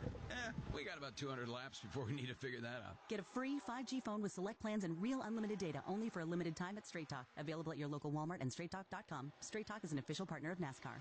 Taxes and fees apply. Require single line activation on the qualifying plan for network management practices. Visit StraightTalk.com. Copyright 2025 Verizon. NASCAR is a registered trademark of the National Association for Stock Car Auto Racing, LLC. Relive the thrills of over 50 years of NASCAR racing with the Motor Racing Network's Classic Race. 36th Annual Southern 500. They come down to the start-finish line. Bill Elliott and David Pearson get down. We dig into the MRN Audio Vault for unforgettable races and moments. Dale Jarrett's got the lead. Earnhardt's not going to get him. Dale Jarrett is going to win the Daytona 500. Available on MRN.com and podcast platform. Alan Kulwicki out of turn number 4, the new Winston Cup champion. He does it across the line. MRN Classic Races. Bubba Wallace continues to show the way as lap number 93 goes on the board. 47 to go here in stage number 2. Joey Logano second. Denny Hamlin third. Ryan Blaney just now around Alex Bowman to take over the 4th spot. Bowman now is in position number 5. From Worldwide Technology Raceway, this is the Motor Racing Network, the voice of NASCAR. Are you ready for sights, sounds, and speed that'll shake you to your core? To see NASCAR stars like Ryan Blaney, Chase Elliott, Bubba Wallace, Denny Hamlin, and Ross Chastain attack the asphalt? Are you ready to make memories that'll last a lifetime? Yeah? You're ready. Then we got one more question. What are you waiting for?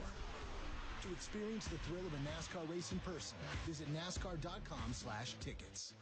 We're at the start-finish line. William Byron on pole position. Green flag is out and we're racing. We're in the turn. Here to the inside comes Kyle Larson. He and Hamlin bump. We're on pit road. 4-tire Sunoco Racing Fuel. The face off from pit road is Denny Hamlin.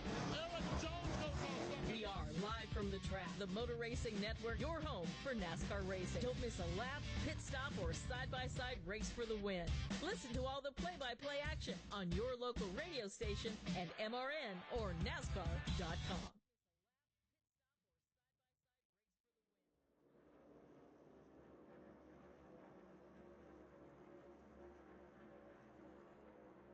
We welcome you back to Worldwide Technology Raceway. Bubba Wallace continues to show the way as his lead is 1 full second over second place Joey Logano. Denny Hamlin is third, Ryan Blaney fourth, and Christopher Bell rounds out the top 5. The Xfinity fastest lap of the race so far belongs to Denny Hamlin with a speed of 136.595 miles an hour. He did that back on lap number 3. If it stands, he'll claim the Xfinity fastest lap award and earn 1 championship point. Sign up today for a super fast connection to NASCAR and never miss a second of the action. Learn more at Xfinity.com. Some drivers, Rusty Wallace, after this latest restart, back on lap number 83. We've run 13, now 14 laps since the restart. Some drivers aren't really climbing the leaderboard like we thought they might, like a Chase Elliott. He's back in 17th. Some of these drivers just kind of holding their position on what we thought would have been a better set of Goodyear tires to be able to drive forward. Well, they kind of knocked the goodie off the fresh tires, I call it, and now they got themselves back into dirty air. where the cars just don't have the downforce they need, versus what you have when you're up front and no cars in front of you like Bubba Wallace has right now. So sometimes if the car's just not handling just right, you get back in that dirty air and it makes it really bad. So, yeah, that's probably what's happened with Elliott and guys like that who just got stuck back there and can't seem to get out of it and get moving forward right now. That's quite the opposite of what we're seeing of Bubba Wallace right now. This performance he's putting on right now reminds me a little bit the way he looked at the Brickyard 400 this year when he just on that flat racetrack really did a great job. And this is more of a flatter style racetrack. Yeah, we got some banking here, but not a lot. And I've been looking at his car going, man, I think this guy likes these flatter racetracks. Bubba Wallace just leading his 22nd lap of the afternoon. We have completed 99. We've got 41 laps to go in this stage. Kyle Larson has led the most. He's led 52 today. And Bubba Wallace leading 22, Chase Briscoe 15, Denny Hamlin leading a total of 10 laps early on. Challenge and change now for the number 4 spot. Christopher Bell just drove by Ryan Blaney, I should say, up off of turn number 2. So C. Bell, who is the driver on the freshest tires right now from everybody inside the top 5. Christopher Bell's got a pretty good handling race car, the fresher tires, but Dave, he's got a little ways to catch up to the next car. Yeah, he's got about 15, maybe 18 car lengths between himself and Denny Hamlin. I've also been watching Kyle Larson as he has fought his way back solidly into the top 10. He's going to try and pick up another spot here as he dumps the tire track to John Hunter Nemechek. That would be the ongoing race for 7th, Dave. John Hunter Nemechek has got that spot. Kyle Larson in his blue, red, and white Chevy wants to take it away. Alex, how about Legacy Motor Club? The last few weeks or so in the NASCAR Cup Series, both cars finished inside of the top 5 at Darlington 1 week ago. And now here we are back at Worldwide Technology Raceway. John Hunter running in the 7th position. Eric Jones back in 24th, but Eric is nursing some power steering issues. But Legacy Motor Club in 2025 has started to take major steps forward. Yeah, they have. Darlington was the first time 2 drivers for Legacy finished into the top 4 in a single race, and the first time finishing top 5 in back-to-back races since all the way back in 2012 when the team was then known as Richard Petty Motorsports. At Legacy Motor Club, 7 top 5 finishes this season after only 1 top 5 combined all of last year. To say Legacy Motor Club's got things going in the right direction would be a bit of an understatement. This is a team that's starting to get the notebook built. This is a team with 2 drivers and veterans in Eric Jones and John Hunter Nemechek that are starting to get more confident.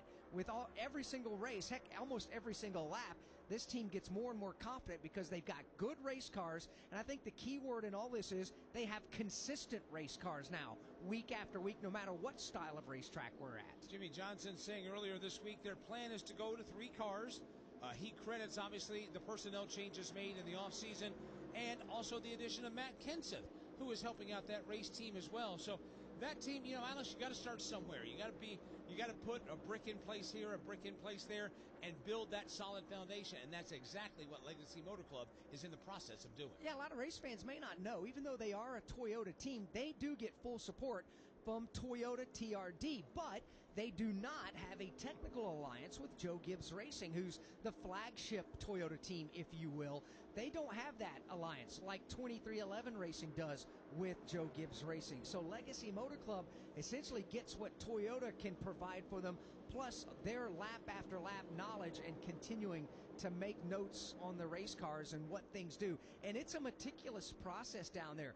You get as many notes as you can with the ambient temperature, the track temperature, what the conditions are like, everything about that. You have to document that and try to understand the data that comes along with that and how you can continue to make your car faster. Watching Chase Elliott on the racetrack, involved in a good battle with Ricky Stenhouse Jr., who's having a good run today as well. That race is for the 15th position. It took Stenhouse a while to find the handle on that race car. He ran well at the back of the pack in the first half of the opening stage, but he's rebounded now, and he's giving Chase Elliott all he wants. Ricky Stenhouse Jr. driving a light green Chevrolet Camaro this afternoon. Guides his car to the 3rd lane in turn 3. So does Chase Elliott. And this is the ongoing fight for the 15th and 16th spot, all the while with 34 laps to go in stage 2. Bubba Wallace leads over Joey Logano. Let's follow up in the Joey Logano pit on this interesting strategy that they're doing. Well, Alex, we talked about Alex Bowman and the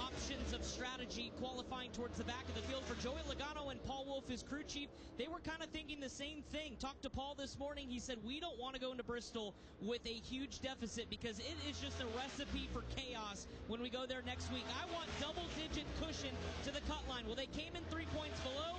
Now that they're off strategy and the best car on the two-tire strategy on lap number 62, they've now got that double-digit gap to the cut line. So Paul Wolf, who's a master at strategy calls, especially at races here, which helped them win a couple of years ago, well, this is an opportunity to capitalize on not only a good balance of the race car, but the options on strategy. So Joey Logano making those two tires work on 30 laps plus on that right side set of tires that were new. So they feel like the balance is in the window where they need to be, but it's been all about clean air for Joey, and that's what he has right now running second.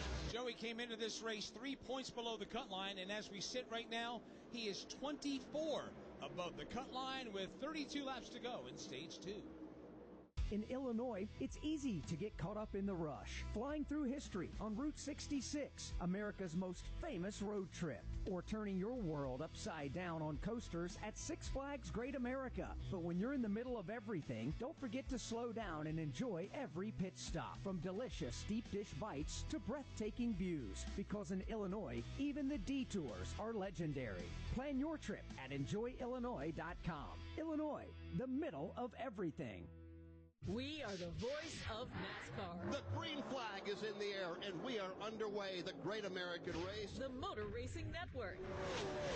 NASCAR Cup, Xfinity, and Craftsman Truck Series Racing live on your hometown radio station and MRN or NASCAR.com. Martinsville, Talladega, the Chicago Street Course. We have the side-by-side action and last lap passes for the win. Photo finishes. Ryan Blaney will win. The voice of NASCAR, the Motor Racing Network. Bubba Wallace is rolling right now. His lead has gotten larger. It's 3.2 seconds over Joey Logano. Joey has his hands full with Denny Hamlin. Christopher Bell and Ryan Blaney round out the top 5. 30 laps to go in stage 2. From Worldwide Technology Raceway, this is the Motor Racing Network, the voice of NASCAR. Every time the siren sounds or lights flash, someone's life is on the line. At Whelen Engineering, we know first responders carry that weight every day. That's why for over 70 years, we've led the emergency warning industry, designing and manufacturing the lights, sirens, and safety systems they trust right here in America. Because when the mission is critical, there's no room for second best. Whelen Engineering, trusted to protect first responders. Do you have $10,000 or more in credit card debt? Are you barely getting by making minimum payments? With credit card debt reaching all-time highs, National Debt Relief is letting everyone know about great debt relief options now available to help people with overwhelming credit card debt. These options may reduce a large portion of your credit card debt. Get a free debt relief consultation when you call 800-212-2828. 800-212-2828. That's 800-212-2828. Favorite podcast platform.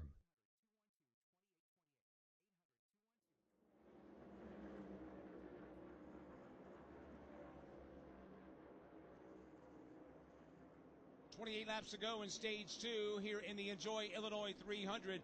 Bubba Wallace's lead, 3.5 seconds over a ferocious battle for second. Joey Logano hanging on after that two-tire pit stop, far better than we might have expected.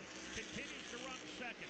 Christopher Bell just took third away from Denny Hamlin. All three of those cars in close pursuit. And they are now halfway down the back straightaway. Again, Joey Logano looks in his rearview mirror. He sees Christopher Bell there along with Denny Hamlin. Bell a lap ago got tired of running behind Denny Hamlin and passed him for third. Now he may be tired and getting antsy to get by the Joey Logano car. Took a peek out of turn number 4 to driver's left. Couldn't do anything with him. Back to turn 1 they go. Into turn 1, Joey Logano goes right to the bottom of the racetrack. Now drifts up 1, 2, 3 grooves off the bottom as they exit to turn number 2 and the back straightaway. He leads Bell by a car length. And Christopher Bell has now left Denny Hamlin, who is starting to fade a little bit in the 4th position. The race for second now goes to turn 3. Christopher Bell dives slow on Joey Logano. Tell you what, Bell's got 16 lap fresher tires than his teammate Denny Hamlin. It's kind of like Denny said, hey, you go up there, take a whack at Logano and see if you can get around him, because I just can't do it with what I got for tires. But right now, Bell is all over the back of Joey Logano, trying to get some speed, trying to get some momentum off of turn 2 to race him down that back straightaway to see if he can get around him.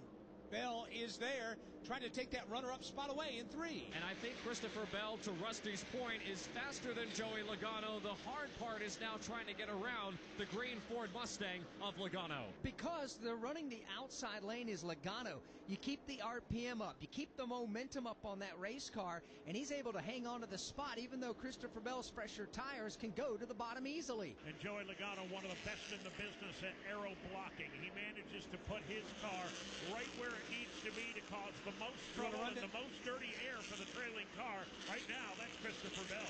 These two of Joey Logano and Christopher Bell remain a car length apart. Now in turn 3, Bell drives deep into the corner, way deep, trying to get to the back bumper of Logano. Had to run in the middle of the corner, but he couldn't make it pay off.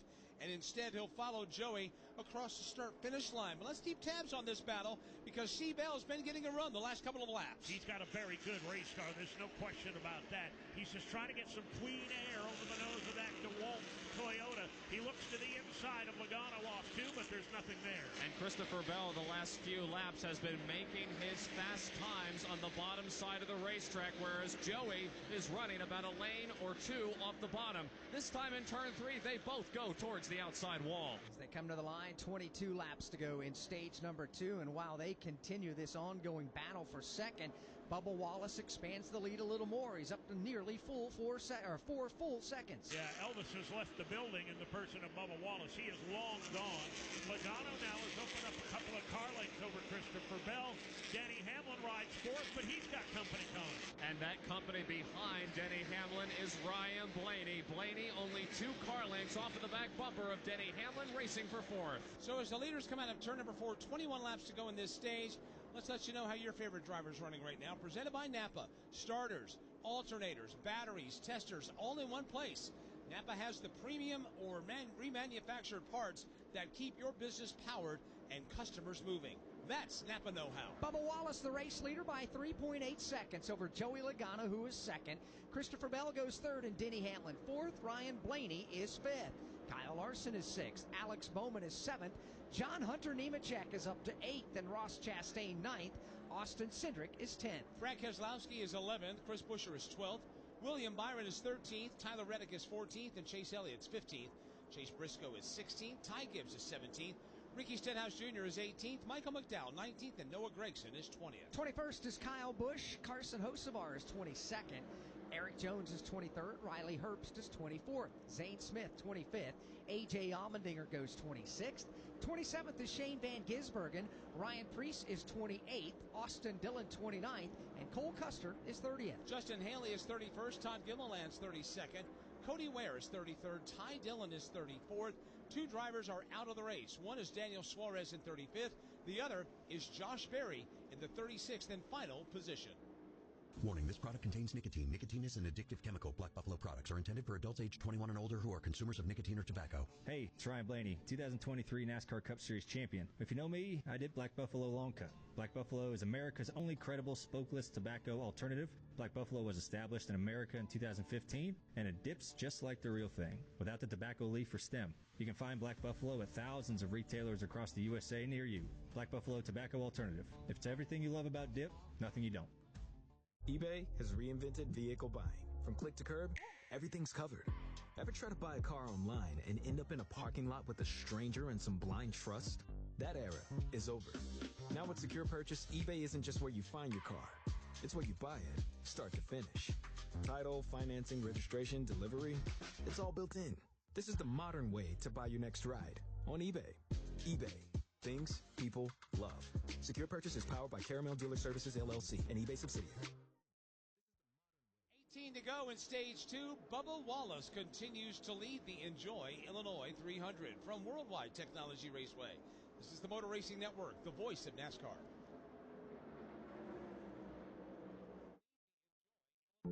More than 200 members of Congress are standing up for AM radio listeners. The AM Radio for Every Vehicle Act will keep AM radio in cars, because when cell and internet services are down, this free service could be your only lifeline. Text AM to 39179. Tell Congress to pass this critical legislation now. Message and data rates may apply. You may receive up to 4 messages a month, and you may text STOP to stop. This message furnished by the National Association of Broadcasters. Every hero's story has a humble beginning. Every legend had to earn their stripes. Every superstar had a dream. It's been a fairy tale season. Every home track is the start of something special. That's just good old short track racing. Oh, little retaliation. Holy cow! Learn more about NASCAR regional tracks near you at nascar.com/regional.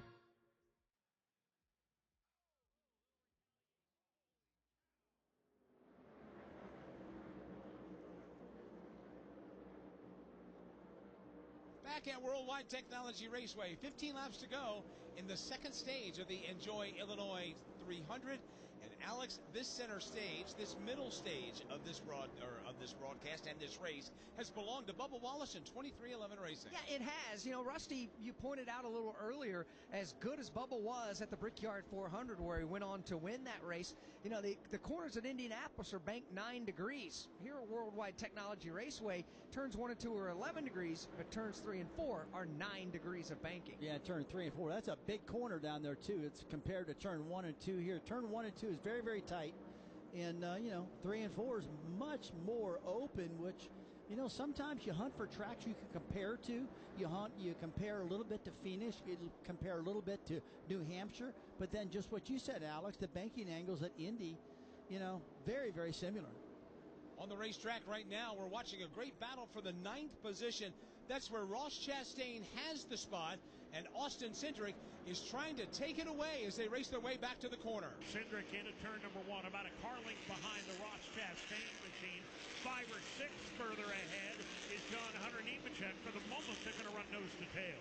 Ross Chastain in a Chevrolet, Austin Cindric in a Ford, a car length apart, racing for the 9th position, going back to turn 3. We're just past the halfway point in the Enjoy Illinois 300. This race for the spot continues to be a good one in the back half of the top 10. Here they come flying by the start-finish line. Chastain has a mirror full of Cindric. Ross Chastain into turn number 1. He's going to leave the bottom wide open. He's going to run about 3 grooves up off the bottom. But Cindric does the exact same thing, then dives low on the exit of turn 2. And further up for the battle for second, Christopher Bell has finally been able to get a fender alongside Joey Logano. Logano, though, holds him off 4. That is because the lap car of Ty Dillon factored into matters there. Coming off turn number 2, it allowed Bell to get the run, Dave, but he still couldn't do anything with it. No, he couldn't. Joey Logano putting that car exactly where it needs to be right now. He's got Christopher Bell in his back bumper, in his back pocket, I should say, but he's about a car length back. They remain a car length apart, do Joey Logano and Christopher Bell racing for second. Denny Hamlin in third. The battle for fourth is on. In turn 3, Ryan Blaney sliding into the clutches of Kyle Larson. Again, the Ty Dillon car was a part of that mix as well in turn number 4. Larson is on the march. Gets to the left rear quarter panel of Ryan Blaney, headed to 1. Larson has made a very methodical march back up through the standing. Oh, he gets tight in turn 2. Shoves Blaney almost all the way to the wall. They may avoid making contact, and they're still side by side. I don't know if Ryan Blaney's all that happy about that, but they remain wheel to wheel for this 4th position. Larson into turn 3, goes down to the bottom. Ryan Blaney tries his luck on the outside lane. Ford and Chevy battle for this spot, comes off the corner. Here comes Blaney. It comes flying around the outside.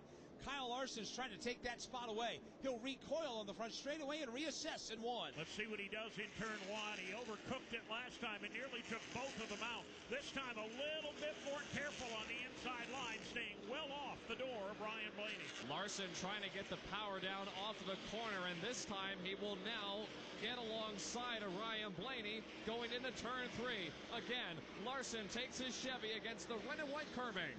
Good, hard racing here in the closing laps of stage number 2. Every point is valuable here in the round of 16. Larson trying to work on Blaney. Blaney will have none of it. Larson has the quicker car. He has run Blaney down by a good 15 or 20 car lengths back, but that's when he could run whatever line he wanted to run at the time. Blaney is taking his best line, and so far it's been good enough to hold him off. The ongoing battle for fifth now is halfway down the back straightaway here at Worldwide Technology Raceway. Into the corner again, Blaney allowing Larson to get to the inside of him, but he can't complete the pass. Boy, this battle that Joey Logano and Christopher Bell are having are almost identical to what we're seeing with Blaney and Larson.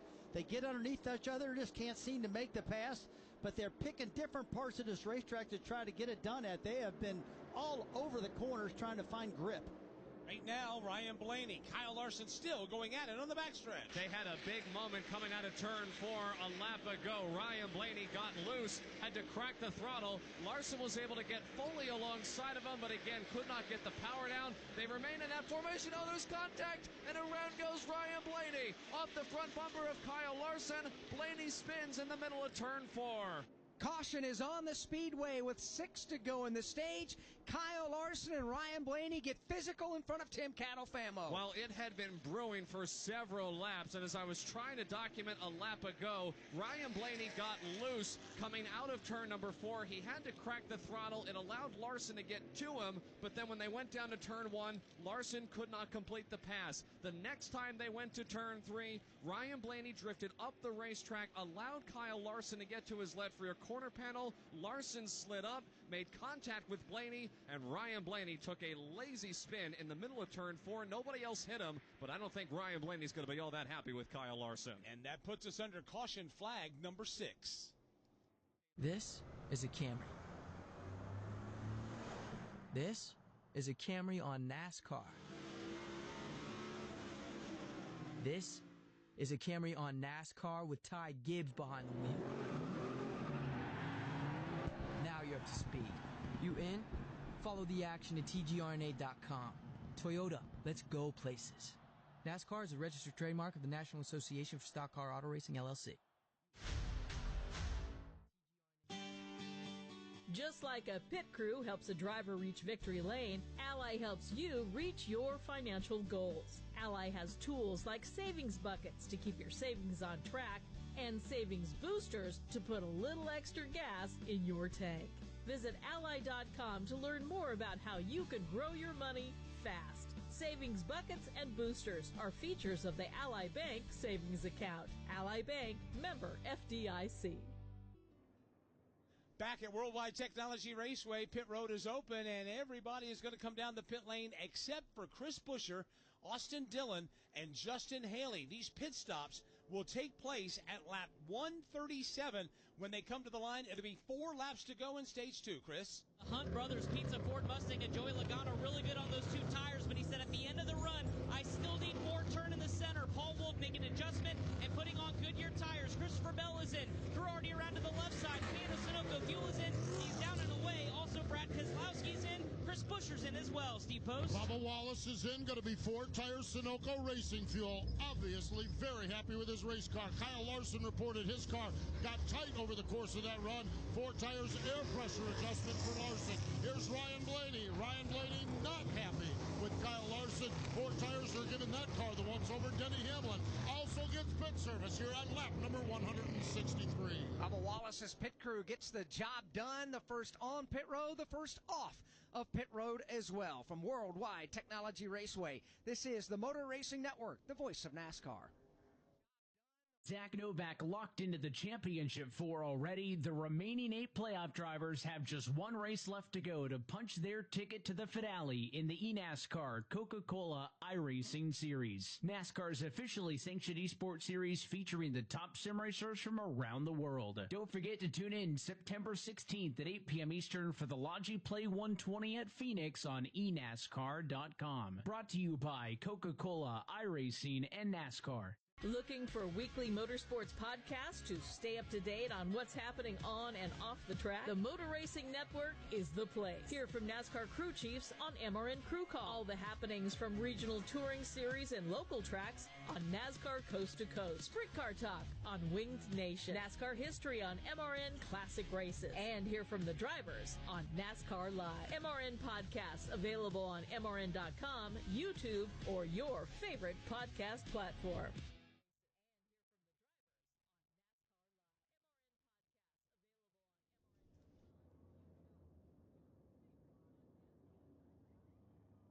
We welcome you back to Worldwide Technology Raceway. Not everybody came to pit road. Brad Keselowski stayed on the track. He'll inherit the race lead. Austin Dillon also stayed on the racetrack, and he'll go to the number 2 position. Justin Haley did stay out, but he just opted to come to pit road here this last time by. Another playoff driver having challenges on the pit lane, Alex Bowman. Let's describe those challenges. Yeah, well, Mike, it started when Alex Bowman pulled into his pit box. He was a little bit closer to the left side where the pit wall is. As the crew went around from the right to the left, they jacked the car up, and as the tires were going on, they're trying to decide if either Alex possibly rolled off the jack or if the jack dropped before the tires were completely tight, but it caused a multi-second delay as they had to get the jack back up on the left to put the left side tires and make sure those were securely fastened to the race vehicle. So, again, a pit stop issue for this team that had that problem at Darlington that set them back, and it's just a multitude of problems. And trying to clean it up, that was the goal for Blake Harrison, this crew. Just execute everywhere. Well, this pit stop did not sit to that form, and now they're buried back in the field. It's a tough break as we are now up to 5 playoff drivers who have had some sort of a problem in today's race to this point. Technically, you can make it 6 because Kyle Larson's the one that got into Ryan Blaney there, but this is another race, Mike, kind of like what we saw in the Cookout Southern 500 a week ago. Drivers, whether it's self-inflicted or not, teams are having problems out here that are playoff competitors. Field has gotten the 1-to-go signal. When they come back to the line, it'll be a one-lap shootout to determine the winner of Stage 2. Brad Keselowski now will cycle to the top of the leaderboard. Austin Dillon second, Bubba Wallace third, Joey Logano fourth, Denny Hamlin fifth. Christopher Bell will restart in sixth with Kyle Larson in seventh, Ross Chastain in eighth, John Hunter Nemechek ninth, and Austin Cindric in 10th. Go down the rest of the top 20 as we're about a quarter of a lap away from going back under the green flag. Chris Buescher, Chase Elliott, William Byron, Tyler Reddick, and Ty Gibbs are 11 through 15. With Zane Smith. Now, Ryan Blaney, after the spin, is now back to 17th in the pit stop he just did with the rest of the field. Chase Briscoe is 18th, Kyle Busch 19th, and 20th is Carson Hocevar. All right, folks, buckle up. Here we go. Pace car is on pit road. They come to the line. 1 lap to settle the winner of stage number 2. Brad Keselowski inching closer to the restart zone. He's got Bubba Wallace to his left elbow. Green flag is back up, and Brad Keselowski is gone. He'll leave everybody in his wake and leave everybody to race side by side behind him. Older tires and all, it works out for Brad Keselowski. Wow, 3 wide to the outside, maybe 4. Denny Hamlin looking to real estate, but there's nothing there. All that traffic now heads down the back straightaway. Bubba Wallace able to move around Brad Keselowski for the top spot. Logano goes to third. Austin Dillon fourth. They're 3 wide for fifth. They call up off of turn number 4. Green and white checkered flag will go in the air. Bubba Wallace, a great lap. He'll win stage number 2 of the Enjoy Illinois 300 as the caution flag flies for the 7th time for the end of the stage. Bubba Wallace wins the stage, and the top 10 in this stage are presented by GoodRx. For simple, smart savings on your prescriptions, check GoodRx. To go to GoodRx.com or download the free GoodRx app. Bubba Wallace wins the stage. Brad Keselowski second. Joey Logano third. Kyle Larson is fourth. Christopher Bell is fifth. Austin Dillon sixth. Denny Hamlin seventh. Chase Elliott is eighth. 9th is John Hunter Nemechek, and 20th is Ross Chastain. If you're 55 or older and into that whole saving money thing, T-Mobile has an exclusive phone and internet bundle just for you. Right now, get 2 unlimited phone lines plus 5G home internet for just $30 each per month with AutoPay, plus taxes and fees. And with 5G home internet, setup is easy with just 1 cord and no technician needed, which is great if you're also into that whole keeping it simple thing. Switch now and experience the best mobile network in the U.S. Visit your local store to start saving. T-Mobile, it's better over here. Based on analysis by Ookla of Speed Test Intelligence data Q4 2024 to Q1 2025. Ookla trademarks used under license. Unlimited on our network. Customers on voice plan may notice speeds lower than other customers and further reduction if using more than 50 gigs a month due to data prioritization. Video streams and SD on this plan. Home internet pricing after $20 in monthly bill credit plus $5 per line without autopay. Debit or bank account required. See 5G device coverage and access details at T-Mobile.com. Bubba Wallace wins stage number 2. Joey Logano second. Brad Keselowski third. Kyle Larson fourth. Christopher Bell fifth. Austin Dillon sixth. Denny Hamlin seventh. Chase Elliott was 8th, John Hunter Nemechek 9th, and Ross Chastain finished Stage 2 in 10th. Top 10 stage finishers are presented by GoodRx. For simple, smart savings on your prescriptions, check GoodRx. Go to GoodRx.com or download the free GoodRx app.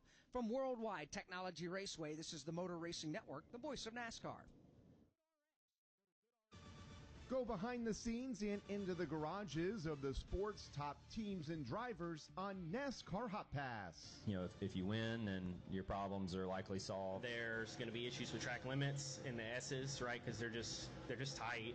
A normal occurrence is qualifying from 28th to 32nd. That's just something we're going to continue to keep on working on. It's the latest information you want to know on NASCAR Hot Pass. Weekdays on the Motor Racing Network.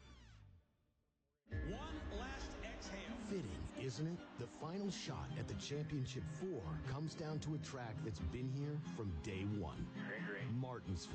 Close quarters, tight corners, and a fan experience that brings you so close to the action, all of the mayhem will be right at your fingertips. NASCAR Playoffs Weekend at Martinsville Speedway, October 23rd through the 26th. Get your tickets now at martinsvillespeedway.com. Ticketmaster, the official ticketing partner of NASCAR.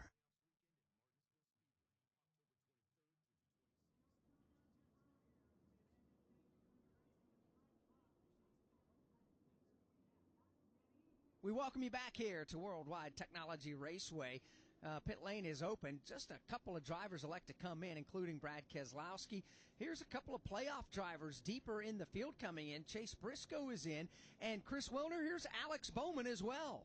Alex Bowman back in, obviously after the pit stop malfunction. They opted to come down as they were buried in traffic. Ford tires, Sunoco fuel, and adjustment for him. You mentioned Chase Briscoe. They had a loose wheel on the last pit stop, had to come back down. So again, now going to go off strategy. Ford tires and fuel as they look at the left rear. Fuel can still aboard that car. Austin Dillon also in. He's had a multitude of issues with his race car. They made another chassis adjustment and fuel here on these pit stops. Austin Dillon will be first off pit road. Brad Keselowski will follow him along with Alex Bowman. Justin Haley, an extended stay on pit road for Chase Briscoe. They focused on the left side of that race car as they complete their pit service at lap 144. We continue under the caution flag. It is the sixth one of the afternoon. If you're just joining us, the first came out at lap 27. Kyle Busch spun on the backstretch. Lap 36, Josh Berry crashed in turn 2. We had the end of stage 1 at lap 45. Lap 61, Daniel Suarez got contact with Chase Briscoe, made contact with the wall, lap 77. He had Ty Dillon spinning in turn 2. And the most recent caution flag at lap 125 with the spin for Ryan Blaney. Actually 7 cautions now. The end of stage 2 puts us under that 7th caution flag. Now here's a look at the Beefaroo stage preview presented by Beefaroo. Race fans, Beefaroo is giving you the chance to win big all season long. Download the Beefaroo app and enter for a shot at winning VIP race experiences, exclusive merch, and a meet and greet with Noah Gragson. Download the Beefaroo app now and enter for your chance to win. It's time to race to Beefaroo. Going to have about 93, 94 laps in this stage, and the fuel window 75 to 80 laps. So teams will have to come down at least one time to make sure that they've got enough Tiger in the tank to make it to the end. However, Alex, we've seen today that, and the crew chiefs have been talking about it, untimely cautions have really dictated some unique pit strategies this afternoon. Yeah, it has. It's made this Enjoy Illinois 300 a lot more confusing to some with the different strategies, especially confusing for the crew chiefs when they were not wanting to pit at certain laps but having to do so in their strategy planning out there. As we work the caution flag here for the 7th time in today's race, pleased to welcome Katie Sheehan, Deputy Director, Illinois Office of Tourism, to the broadcast. How are you today? I'm great. How are you doing? I'm doing fantastic. It's the Enjoy Illinois 300. What does it mean to Enjoy Illinois to be the title sponsor of today's race? Yeah, well, we are so proud that this track here in Madison, Illinois is part of the NASCAR playoffs. This is a race that brings a lot of people from all over the world to Southwest Illinois, and it's just really fantastic to be here and sponsoring this event. How many folks do you think have journeyed into the great state of Illinois for this weekend? Well, we're estimating that there are about 100,000 people here as part of the weekend. And I don't know how many that is outside of Illinois, but we have people from all 50 states, and we have people from 20 different countries. Wow. So Yes, it's a global attraction. There's so much to do in the great state of Illinois. It's impossible to do everything, heck, in a year to do everything that you can do down here, let alone on a weekend. But what are some of the highlights? What should people and race fans do while they're around the area? Well, Pierre Marquette State Park is a really interesting and unique stop. The world's largest ketchup bottle is in Collinsville, Illinois, not too far away. Casey, Illinois, not too far either. Their motto, big things in a small town. They have a 30-foot golf tee over there. They have a larger-than-life mailbox that you can send mail from, and you can stand in it, too. It's pretty sweet. I mean, have I piqued your interest? Yeah, you did. Anytime you say the word golf and golf tee, I'm all in on that. So, yeah, there's so much to do around here. The Enjoy Illinois 300, a whopping success, huge crowd on hand. We can't thank you and everybody enough for all you've done, not just for Worldwide Technology Raceway, but the region here in the great state of Illinois. Well, yes, we are happy to be part of the partnership that's bringing this together. We just encourage people to visit enjoyillinois.com. Check it out. Find things to do all over the state. We're in the middle of everything.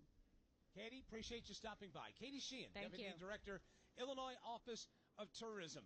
I saw you perk up when you heard about that 30-foot golf tee. Yeah, I did. I mean, I can hit a golf ball, but off a 30-foot golf tee, I'm even better. So as the Enjoy Illinois 300 gets the one-to-go signal now here at the start-finish line, they begin to choose what lane they want to restart in. Bubba Wallace at the front of the field opts for the outside lane. Yeah, we're going to tee up this final stage. Bubba Wallace, Joey Logano, Kyle Larson, Christopher Bell, Denny Hamlin, the top 5. 6th is Chase Elliott. 7th is John Hunter Nemechek. 8th is Ross Chastain. Austin Cindric 9th. And Chris Buescher round out the top 10 as everybody just tries to refocus on this final stage. Yeah, they do. As we've got 93 laps to go, and they take the green flag next time by, and a big restart, Rusty, getting ready to take place. Yeah, this is a big one. They kind of had their big reset for everybody. Everybody's got the same tires, full of fuel right now. Let's see who's the toughest right now with Bubba Wallace up front, Joey Logano, Kyle Larson, Christopher Bell. Now, he's been really, really quick and never had a chance to really get up front yet. I'm interested to see how Bell's going to run. Well, we're going to find out right now, and this is the stretch run to the checkered flag of the Enjoy Illinois 300. Bubba Wallace now has led the most laps. When he comes to the line, he will have led his 66th of the afternoon. Here they come into the restart zone. Bubba Wallace restarting outside. Oh, and he makes contact with Logano as they come up to speed. They bounce off each other, and Bubba is gone in sole possession of the lead to 1. Joey Logano trying to fend off the attack for second to the outside. Here comes Kyle Larson. Wound up tight in that second groove. Larson drives around Logano for the 2 spot. Larson going somewhere in a hurry. He'll take that second spot away from Joey Logano and set his sights on Bubba Wallace, who is about 3 car lengths out in the lead. The battle is on for 4. Denny Hamlin, Christopher Bell, and John Hunter Nemechek are there. As they all funnel up off of turn number 4. That was a bit of a wild restart on the front row when Bubba Wallace and Joey Logano made contact coming through the gearbox. Dave, right now, both of them get away unscathed. Yeah, it appears that they've come away unharmed. Bubba with the lead, Joey Logano with 3rd place, but only for a moment it may be, because here comes Denny Hamlin. Denny Hamlin in his blue and white Toyota Camry got right to the back bumper of Joey Logano coming off of turn number 2. Now in turn 3, they both run the bottom of the racetrack a car length apart. Keeping an eye on a piece of debris that's been spotted on the racetrack. NASCAR officials giving it the once over as everybody comes off turn number 4 and puts lap 149 on the board. Bubba Wallace, Kyle Larson are 1 and 2, and the caution flag comes out for the 8th time. That piece of debris that was spotted in turn number 3 is the reason for the caution flag. So we're going to slow things down yet again, which means the opportunity when pit lane opens, if they choose to come in. If not, we're going to re-rack them and have another restart. In Illinois, it's easy to get caught up in the rush, flying through history on Route 66, America's most famous road trip, or turning your world upside down on coasters at Six Flags Great America. But when you're in the middle of everything, don't forget to slow down and enjoy every pit stop, from delicious deep dish bites to breathtaking views, because in Illinois, even the detours are legendary. Plan your trip at enjoyillinois.com. Illinois, the middle of everything. At Progressive, we understand the bond you have with your boat. It's why people name theirs. I named my boat Sure Don't. Get it? The other day when my friend said, "Hey, Larry, you want to head back in? It looks like it might rain." I said, "Sure don't." I guess they didn't get it because they didn't laugh. Whatever you call your boat, protect it by insuring it with Progressive, America's #1 boat insurer. Progressive Casualty Insurance Company and affiliates. #1 rating based on boat market share data from ratefilings.com. The debris that came off the catch fence, believe it or not, is one of the markers. They have markers to driver's right on the fencing that count down 3, 2, and 1, just as a reference point for drivers.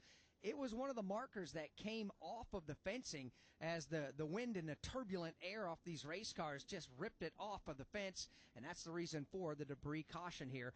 With just 90 laps to go from Worldwide Technology Raceway, this is the Motor Racing Network, the voice of NASCAR.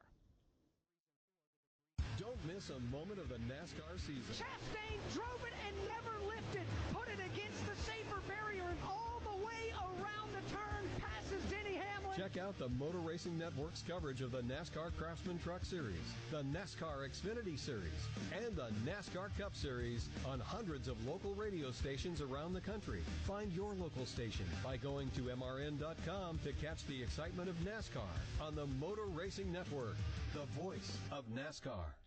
80 million listeners depend on AM radio to always be on, delivering news, sports, talk, traffic, and weather reports you can trust. AM radio also delivers vital emergency information when you need it most. Text AM to 39179. Tell Congress to pass the AM Radio for Every Vehicle Act to keep AM radio in cars. Message and data rates may apply. You may receive up to 4 messages a month, and you may text STOP to stop. This message furnished by the National Association of Broadcasters.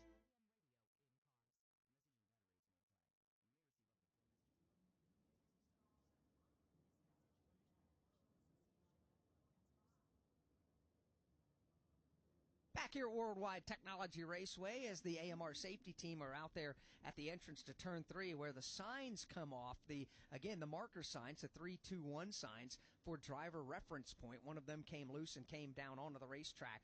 They're out there trying to repair that right now. So that's the reason for our 8th caution flag of the race. Pit road is open, and we will have some takers here, and those takers are coming towards the tail end of the field. Brad Keselowski is coming in. A handful of others, including Justin Haley. Alex Bowman is coming back down pit road, and others. These pit stops will be happening at lap 152. Let's go to Chris and cover the stops on the turn 4 end.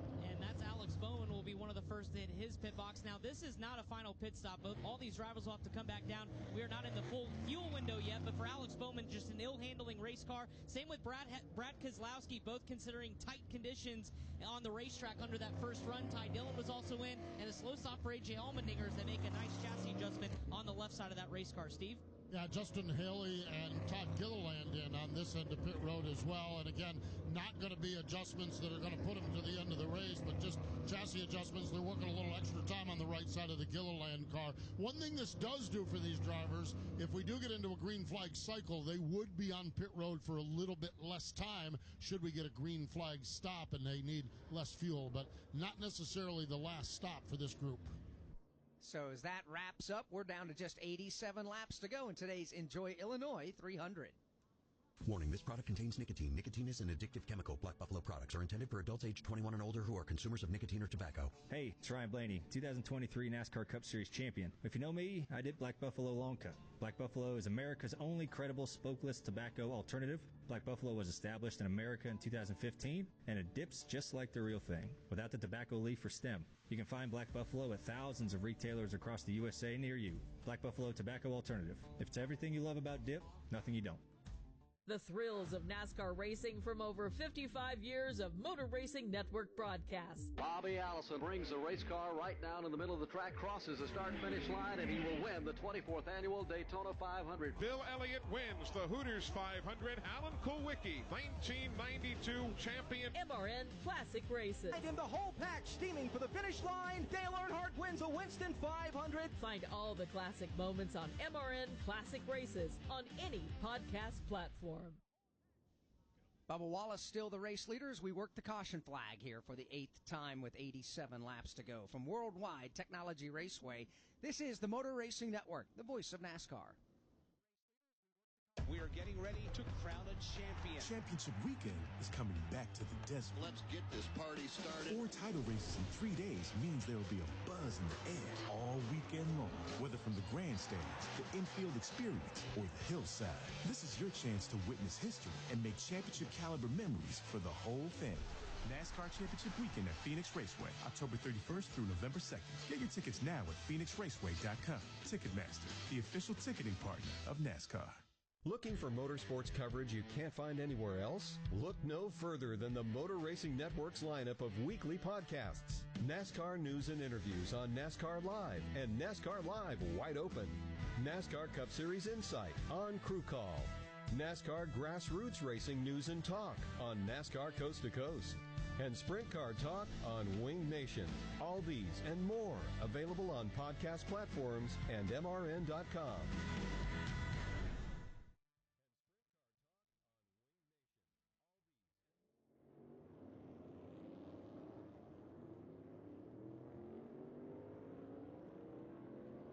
One to go signals just been given here at the start-finish line. We'll get a restart with 85 laps to go on an absolutely beautiful Illinois Sunday afternoon. So this restart will feature a front row restart with Bubba Wallace and Joey Logano. Again, Bubba will restart on the outside, Joey downstairs.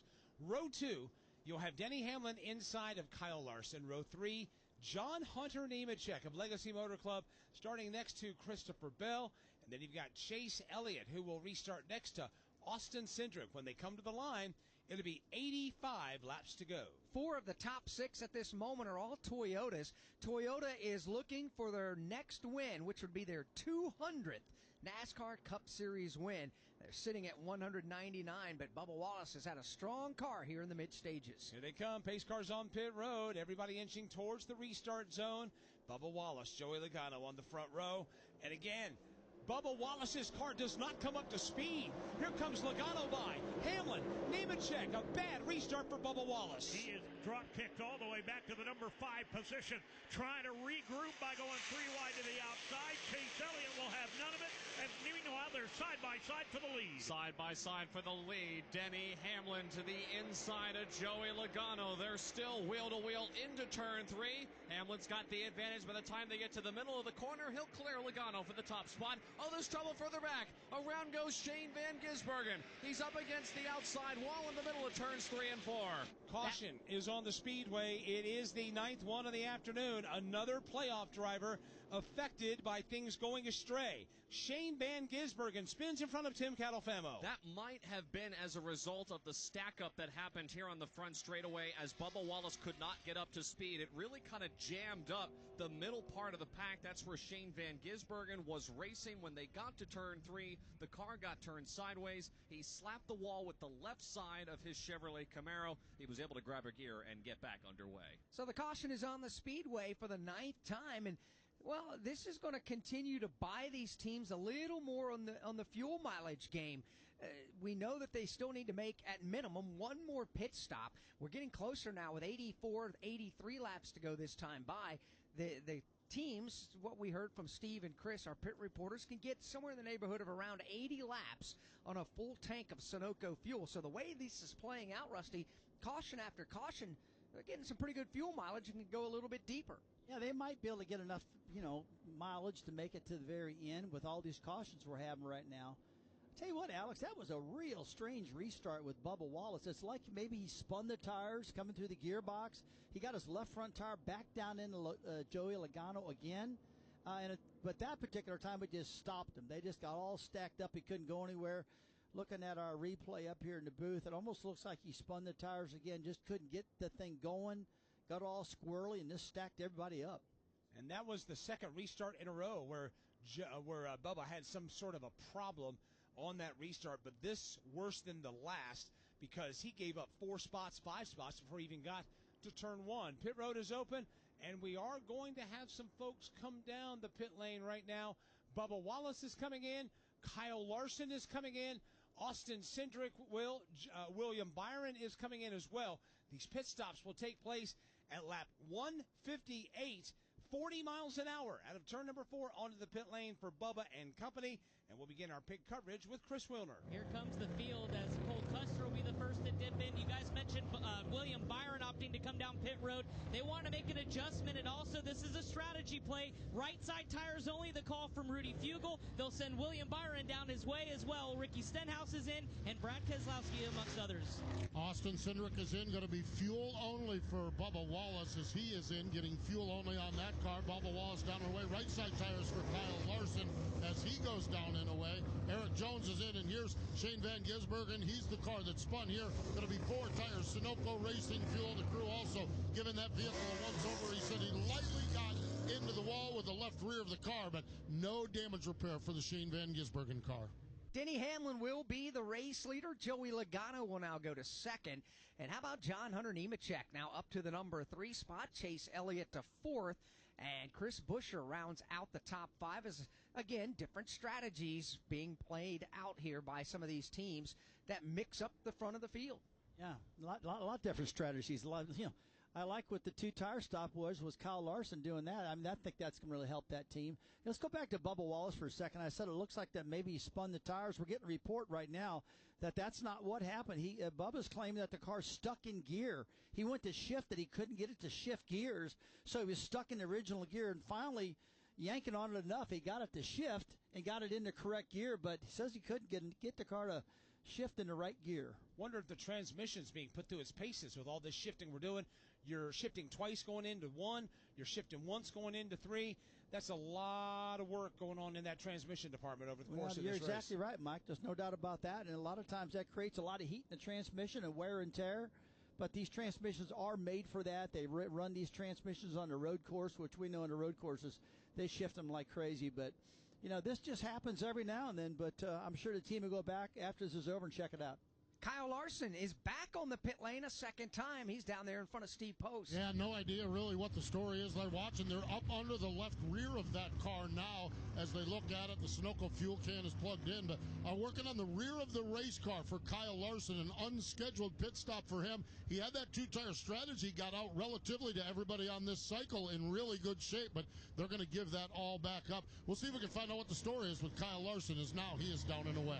So we'll let Steve Post follow up on that, but we'll put Kyle Larson into the playoff misfortune listing today because he's been dominant all day. Matter of fact, Kyle Larson's led 52 laps. He's run up front all day, had to come back down pit road, and we're just looking at it here in the tower, and there appears that the safety flap on the back of the diffuser came loose. Yeah, they have roof flaps on the roof of the car, now on the A-posts of the car as well. Well, NASCAR's also had one with the rear diffuser at the back of the car. Not sure as we have the opportunity via the NASCAR TV big screens here at the track to see a look at it.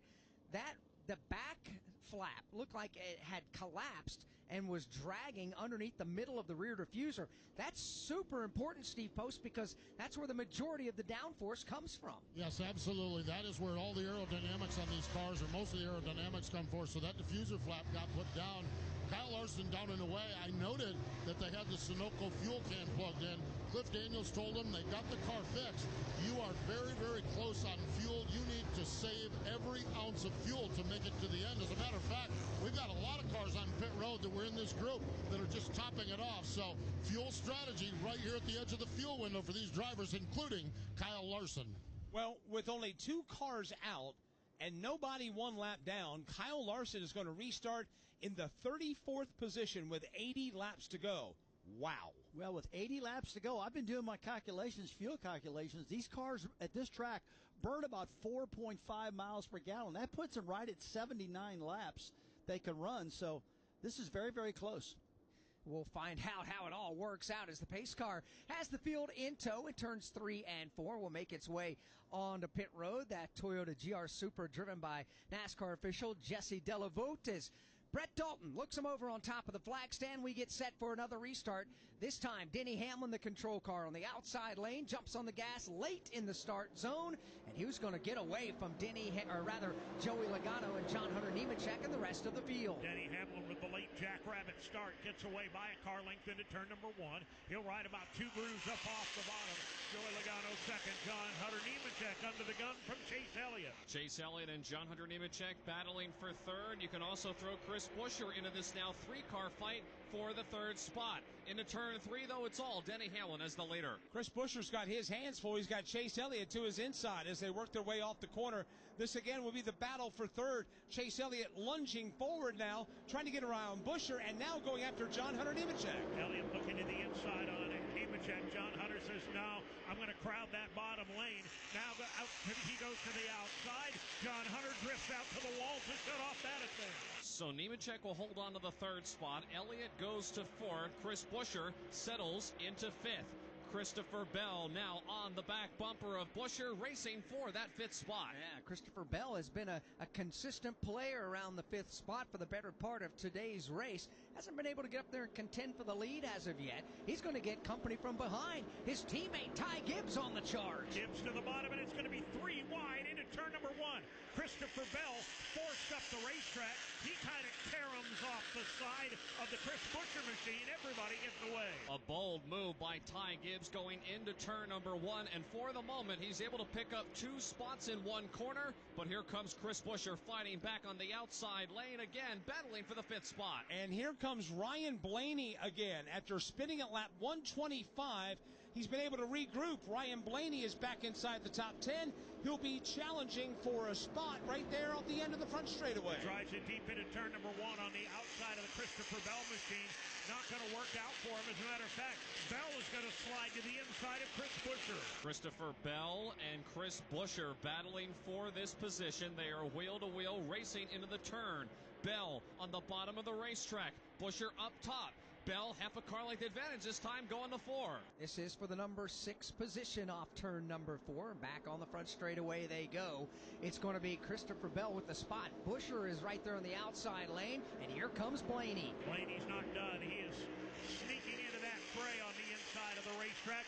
Right behind them, Chase Briscoe and Kyle Busch back in contention. As all this is happening, further up, Chase Elliott has been able to get a fender to the inside of John Hunter Nemechek and completes the pass in turn 3.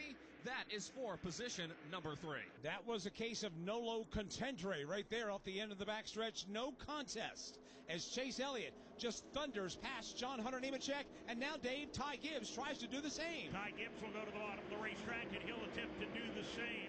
John Hunter Nemechek helpless to hold him off. Move Ty Gibbs to position number 4. Ty Gibbs looking very strong since the restart. He's able to make that pass on John Hunter Nemechek. Now he looks ahead at Chase Elliott, the next car in line for position. Battle for the lead tightens up in turn 4. Joey Logano goes to the outside lane in 4. Now cuts the car right back down to the bottom. Get a good run on the front straightaway. He's got car length and a half off the back bumper of the race leader, Denny Hamlin. Hamlin leads the way into turn number 1. Logano closes in again, under braking at the entrance of turn number 1. But Denny gets away by half a car length at the exit of 2. The gap between the top 2 cars, I'll put it at about 2 car lengths. Again, Denny Hamlin in his blue and white Toyota is the leader. Joey Logano in his green Ford Mustang running in the second spot, still separated by 2 car lengths out of 4. Then you have the yellow and blue Napa Chevrolet for Chase Elliott riding in third. Ty Gibbs, the blue and white Sirius XM colors with the green and white colors of John Hunter Nemechek. There, the top 5, 71 to go. And the yellow and black DeWalt Toyota.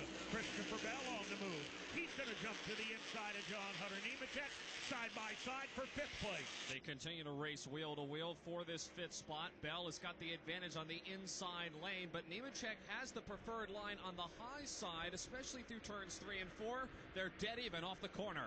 No driver with the advantage for this ongoing fight for position as Denny Hamlin pulls the field back down across the start-finish line. Now, Nemechek will clear Christopher Bell. Joe Nemechek for the moment will clear Bell, but see Bell right back to the bottom again. Renews that battle side by side. This time it's Bell by a nose off turn 2. Bell continuing to work hard on the bottom side of the racetrack, but it is so hard to make that pass, especially when you have someone up alongside of you.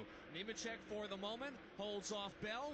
In turn 3, though, here comes Bell charging back to the bottom. Hey, what the top 10 cars are pretty equally separated right now. I don't see anybody really trying to tackle each other yet or not, but I do know the second place car, Joey Logano, he keeps running the same groove as the leader, Denny Hamlin's running. I can tell that Logano's trying to search around a little bit right now. he probably needs to really get to the top side on entry at turn 3 to get some momentum build up. He's trying to do that, and he keeps getting stuck in the wake of the Denny Hamlin car. Now he's up in the top all through turn 3 and 4 right now, trying to build some momentum, and I think that's really the only way he's going to get around him. Denny Hamlin takes the low lane out of turn 4. Denny comes across the start-finish line. Lap 171 goes on the board. 69 remain. The Progressive Toyota of Denny Hamlin out in front. Here's the tale of the daily Medfield. Same old pharmacy, same old bill, but those prices kept rising higher still. Till the savings Wrangler rode in. Cool as can be. Tap GoodRx. Saving massively. No plan? Don't matter none. Up to 80% off. Deals are done. Discounts hitting harder than Ma's chili. Dang. That one little app does all the rest. Save time and money on prescriptions. Check GoodRx. GoodRx is not insurance. Oh, Kansas. Here we go. Second half today. You just don't stop giving, do you? Green flag, we're underway. The closest finish in NASCAR Cup Series history. Finish, boys. Close to downtown, amazing campgrounds, 3 NASCAR races in one weekend, and it's the playoffs. Goddamn right. Now you're just showing off. But we're not mad. In fact, we're looking forward to it. NASCAR Playoffs Weekend at Kansas Speedway, September 26th through the 28th. Get your tickets now at kansasspeedway.com. No changes in the top 5 while we were away. Lap 173 goes on the board. Denny Hamlin, Joey Logano, Chase Elliott, Ty Gibbs, and Christopher Bell are the top 5. From Worldwide Technology Raceway, this is the Motor Racing Network, the voice of NASCAR. Up space? Put it to good use by donating it to the NASCAR Foundation. Proceeds help fund medical resources for children in our racing community. Your wheels can heal. Call 844-NASCAR-9 and we'll come tow away your vehicle for free. The process is quick and your gift is tax deductible. Call 844-NASCAR-9 to donate your vehicle to the NASCAR Foundation today. Your donation will help our children survive and thrive. Gear up.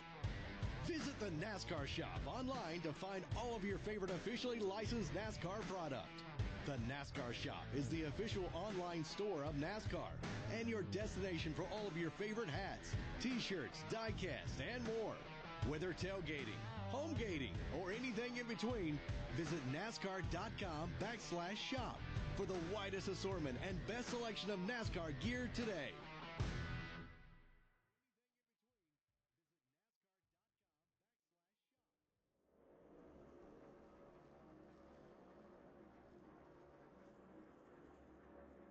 .65 to go in the Enjoy Illinois 300 here at Worldwide Technology Raceway. 175 laps have been complete. We mentioned there's 65 to go. And right now, a lot of drivers just trying to get on some solid footing, and we're turning into a fuel mileage race getting to the end of this one. Well, let's review some of the keys to winning the race presented by Progressive Insurance. Insurance for motorcycles, boats, and RVs for protection on the road and on the water. See how much you can save at 1-800-PROGRESSIVE and Progressive.com. Rusty? Well, Alex, the first key we talked about is don't crash into turn 1. A lot of stuff going on down there. Heavy braking, downshifting, a lot of speed on entry. And aerodynamically, if you get underneath the car, you're going to lose a lot of downforce. And, boy, unfortunately, we've seen 3 or 4 wrecks down there in turn 1 right now. And so the boys didn't really heed our warning too good down there in turn 1 yet. But it did pan out that that's what happens in that particular corner. And number 2, you know, try to get that second lane working. And that's what Joey Logano's doing right now. A lot of drivers are up there trying to get that momentum on the top of 1 and 2 and the top of turn 3 and 4 to get that good speed up off the corners. That's a continual one in progress. They're working good on that one. And number 3, no mistakes. Oh, my gosh. We've seen a lot of mistakes, haven't we? They've been making mistake after mistake, whether it's, loose lug nuts or fuel tanks getting stuck in the back of, the 45 car, I think. A lot of mistakes on pit road. I just wish the boys could get that cleaned up, but I do know these are professionals. They'll go back, they'll look at their cameras after this is over and try to clean it up for the next race. So those are a review of the progressive keys to the race as we're getting down to the nitty-gritty. Still got 62 laps to go. Some interesting battles on the racetrack we've been watching. One of them involves Bubba Wallace and William Byron, Alex, for a battle for 17th position. And two playoff drivers. Byron was able to drive up and get to the inside of Bubba Wallace. Here they are flashing by start-finish, side by side. William Byron on the inside. Bubba Wallace, who dominated the early going this afternoon, trying to fight his way forward in that high groove. They are side by side. And both these two drivers are not giving each other a whole lot of room right now. Bubba Wallace, for the moment, has been able to clear William Byron, but Byron is not going to go away that easily. Off turn 4, William Byron, Bubba Wallace now racing for the 17th position. We mentioned a moment ago that Alex Bowman's had more challenges today. However, Chris, he's been able to rebound to 11th after more problems on pit road today. Yeah, he certainly has, Mike. They have been a resilient team after the problems on pit road and obviously being mired back in traffic. Checked in with the team. He's kind of on a different strategy. Last pitted on lap 152, so that marks about 88 laps to the finish. I said, how is the strategy going to play out? He said, we'd like to make it to the end. We're still about 6 to 7 laps short, but a yellow would certainly help, although they may not come down and try to stretch it. So again, trying to play the strategy game is Blake Harris, kind of in desperation mode, but Alex Newton-Jovic's work behind the wheel, balancing all the problems on pit road and with the ill-handling car, and now trying to march his way in the top 10. So it'll come down to fuel strategy for the 48, but they feel like they may have a trick to play here in the closing laps. Go back to 1 year ago here at Worldwide Technology Raceway. Ryan Blaney and that team trying to play the fuel strategy card, ran out late in the closing laps, and Austin Cindric drove by and picked up the win, came up just short. So yeah, this racetrack, for whatever reason, lends itself to different strategies, and obviously fuel mileage comes into play. But the big question is just how difficult is it to save fuel on a track where you're so hard on the throttle with long straightaways, downshifting, upshifting, keeping the RPMs revved up. This has got to be a challenging track to save fuel at. And Steve Post, I would imagine that this situation that's setting up is putting some crew chiefs into fits. Oh, Mike, are you kidding me? It really, truly is. The drivers that pitted on, I think it was 258, 259, even Kyle Larson came back in at 260. They are very, very close, but they all believe they can make it to the end of this race. Those drivers are mired in the back of the field. Everyone ahead of them, they're still going to need to stop at this pace at this time of the race. So what they are hoping for is a long green flag run here. We're at lap 183.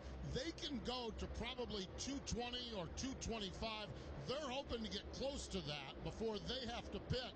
If a caution comes out, then likely everybody would need to pit, and they could all be even up. If we don't get a caution, they're going to need to pit, and those drivers like Larson, like Austin Cindric, like Kyler Reddick, who are riding in the back of the field, are going to drive by him and probably race for the win here. So varying strategies. It's fascinating down here, and you are absolutely right. It is a lot of heartburn for these crew chiefs watching the end of this race unfold. A lot to play out over the next 55 laps, but Denny Hamlin continues to show the way. Hamlin finished second at this track in this race the last 2 consecutive years. Right now, he's got the field behind him. Joey Logano is second. Chase Elliott is third. Christopher Bell is fourth, and Ty Gibbs goes fifth. John Hunter Nemechek is sixth. Ryan Blaney seventh.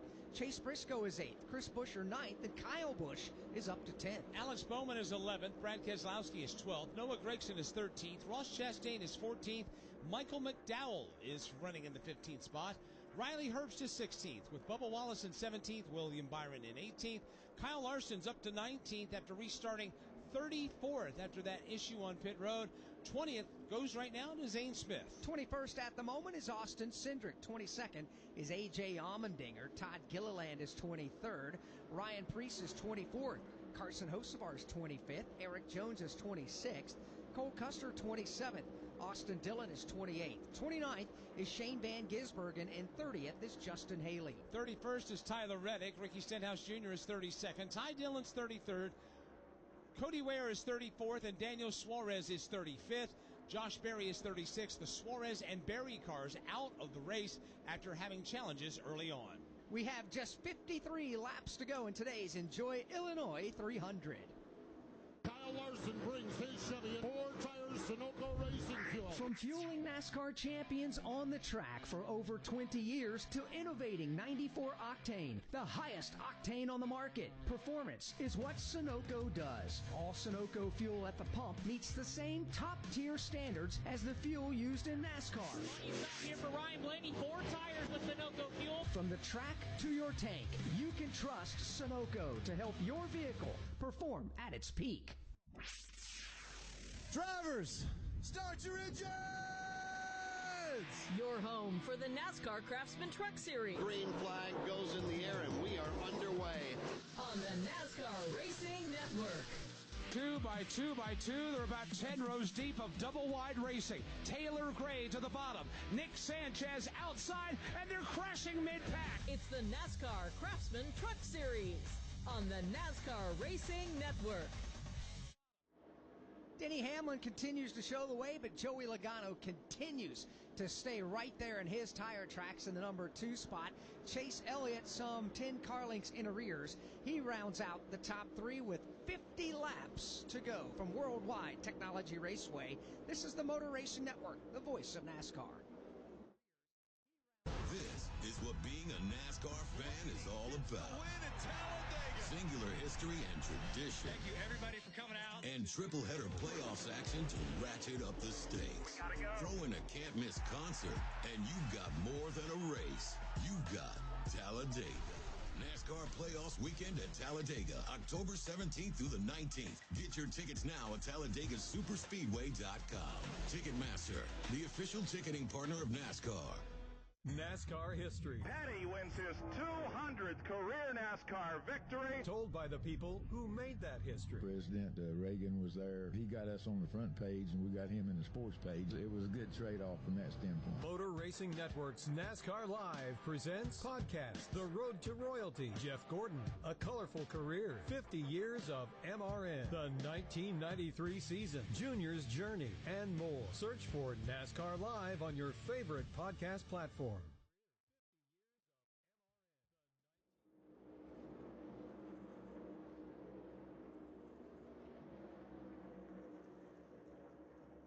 48 laps to go in the Enjoy Illinois 300. The battle for the lead continues to tighten up. Hamlin has it. Logano wants it. Logano's only 2 car lengths back, and he's been closer than that in the last couple of laps. And don't look now, but 3 and 4 aren't far behind. Chase Elliott and Christopher Bell beginning to close in. Yeah, Elliott and Bell are closing in on these top 2 of Hamlin and Logano. Logano has not been close enough to pull off the pass, but he's been just close enough to annoy the leader, Denny Hamlin. Couple of car lengths advantage for Denny Hamlin over Joey Logano now as they come to the start-finish line. Denny's done a great job. Joey has done a great job. And right now, that top 5, Dave, starting to accordion back together a tad. It is coming together pretty quickly here with Elliott and Bell beginning to close the gap, close in. Then it's a long gap, about 15 to 20 back to Ty Gibbs. Ty Gibbs runs in that 5th position. About 5 or 6 car lengths behind Ty Gibbs is John Hunter Nemechek. Then you've got Ryan Blaney and Chase Briscoe in a line headed back to turn 3. I tell you, off of turn 4, you got Joey Logano running second, Denny Hamlin leading this race, and Logano is just really all over the track trying to find clean air to get around Denny Hamlin. It's a tough deal. They'll go in the corner side by side, bumper to bumper, and then Denny will go high. Logano will try to get underneath him, but he can't pull that off. And lap after lap, they keep swapping these lanes back and forth, trying to get that clean air, trying to get that downforce so Logano can make a pass. But can't do it as of yet. Hamlin has the lead. Logano is there in second. Now, further back, there's a pretty good race headed down the back straightaway for position. Bubba Wallace and Kyle Larson, 16th and 17th, side by side. And this battle just has not gone away the last several laps. William Byron was part of this battle a few laps ago. He has driven away and left Kyle Larson and Bubba Wallace, who run side by side. Kyle Larson pitted at lap 159 for a problem with the rear diffuser flap. They've come back in and secure that. He restarted in the 34th position, and now Kyle Larson has worked his way all the way back up to the 16th spot in this ongoing battle with Bubba. Down the back straightaway, Bubba Wallace about a car length off the rear bumper of the Kyle Larson machine.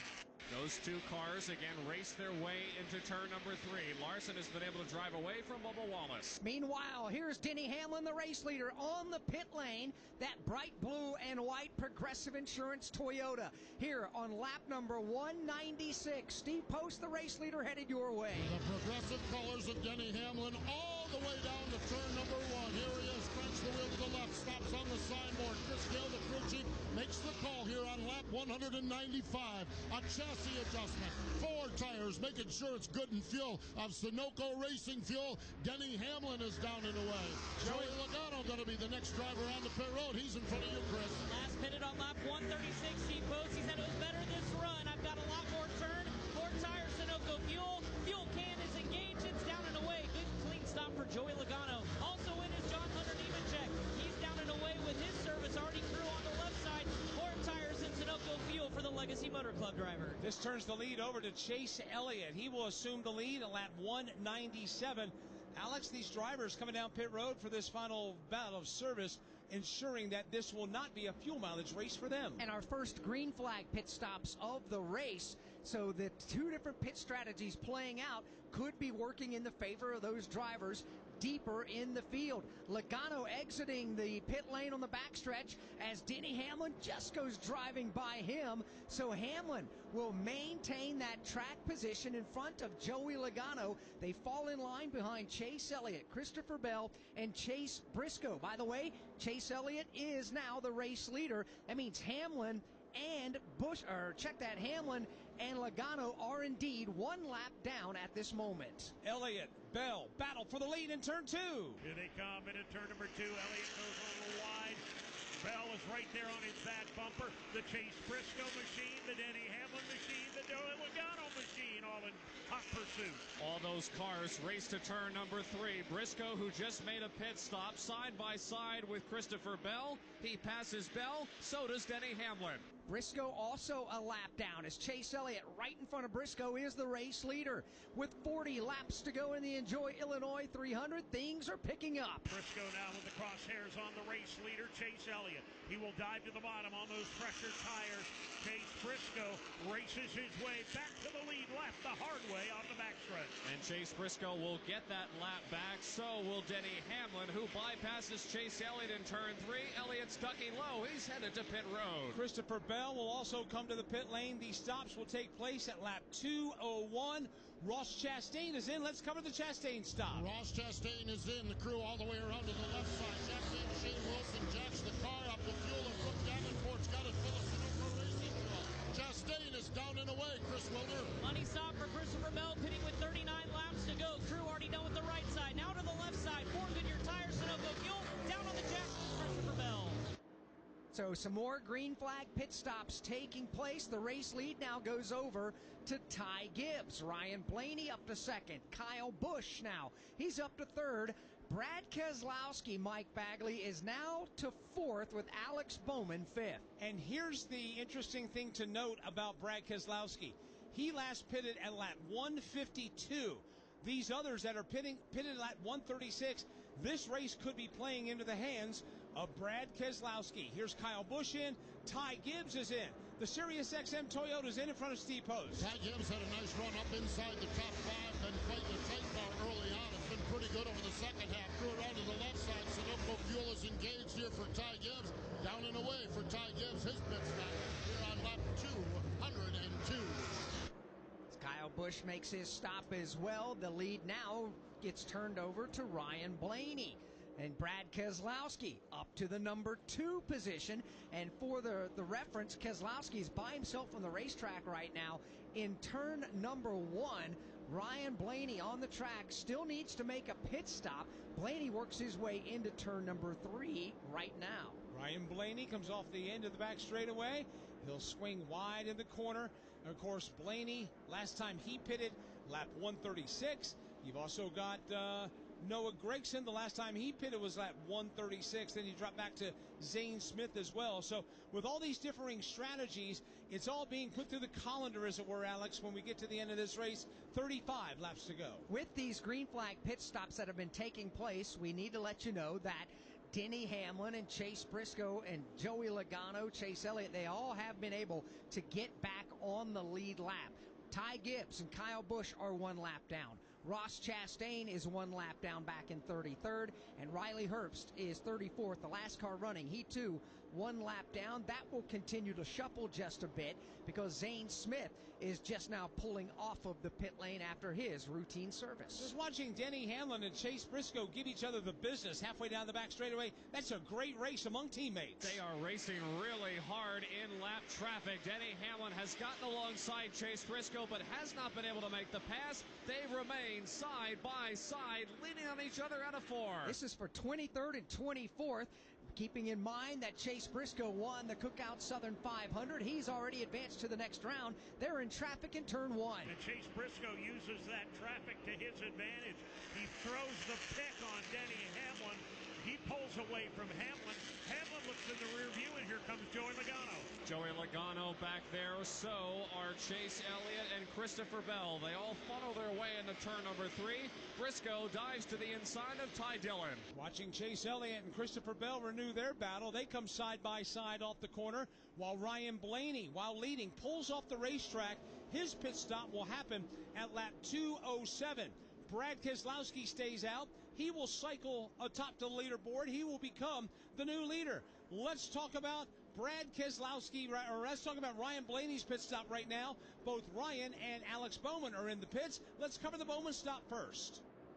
But the crew that's had issues on their last couple of pit stops, this one's clean. Just right side tires for Alex Bowman. Said I was free on exit. He's already down and away. Steve Post. Ryan Blaney brings his Ford into the attention of the crew. Keyston France and Zachary Price are the tire changers. They do a good job on the right side. On the jack man is Trevor Dempsey. He's did a nice job, got the car up. Fuel is in the race car. Ryan Blaney is down and away with his. Trouble, turn number 1. 1 car up and into the outside wall. It is the car of Ty Dillon making contact with the outside wall. Caution flag, number 10, flying over the Enjoy Illinois 300. And this changes all kinds of things. Ty Dillon was 23rd at the time of the incident, heading off into turn number 1. He was in that mix with Denny Hamlin and Chase Briscoe there. Joey Logano was in there, but it looked like some sort of a mechanical problem for the Ty Dillon car as he was going off into turn number 1. There was a lot of flame came out of the right side of the car. Not sure if it came out of the header pipes or out of the right front corner. Perhaps a brake issue. We'll wait and find out for sure from the race team itself. But with 32 laps to go, Mike, things have changed drastically. Dramatic changes here at the end of this race. You mentioned 32 laps to go. And right now, Brad Keselowski, Michael McDowell, William Byron, Kyle Larson, and Bubba Wallace are the top 5. They had yet to come to pit road while we were in the middle of a cycle of green flag pit stops. Watching, Rusty, the NASCAR TV replay there, we figured out what happened with Ty Dillon's car here on the front straightaway. Yeah, they definitely had a right front brake issue with the video we've been watching. We're watching the brake caliper bouncing all over the place. I can't tell if the brake rotor itself is missing or not, but the caliper that goes against the rotor was just definitely not attached, and it's just plopping around in there. That's a tough break there.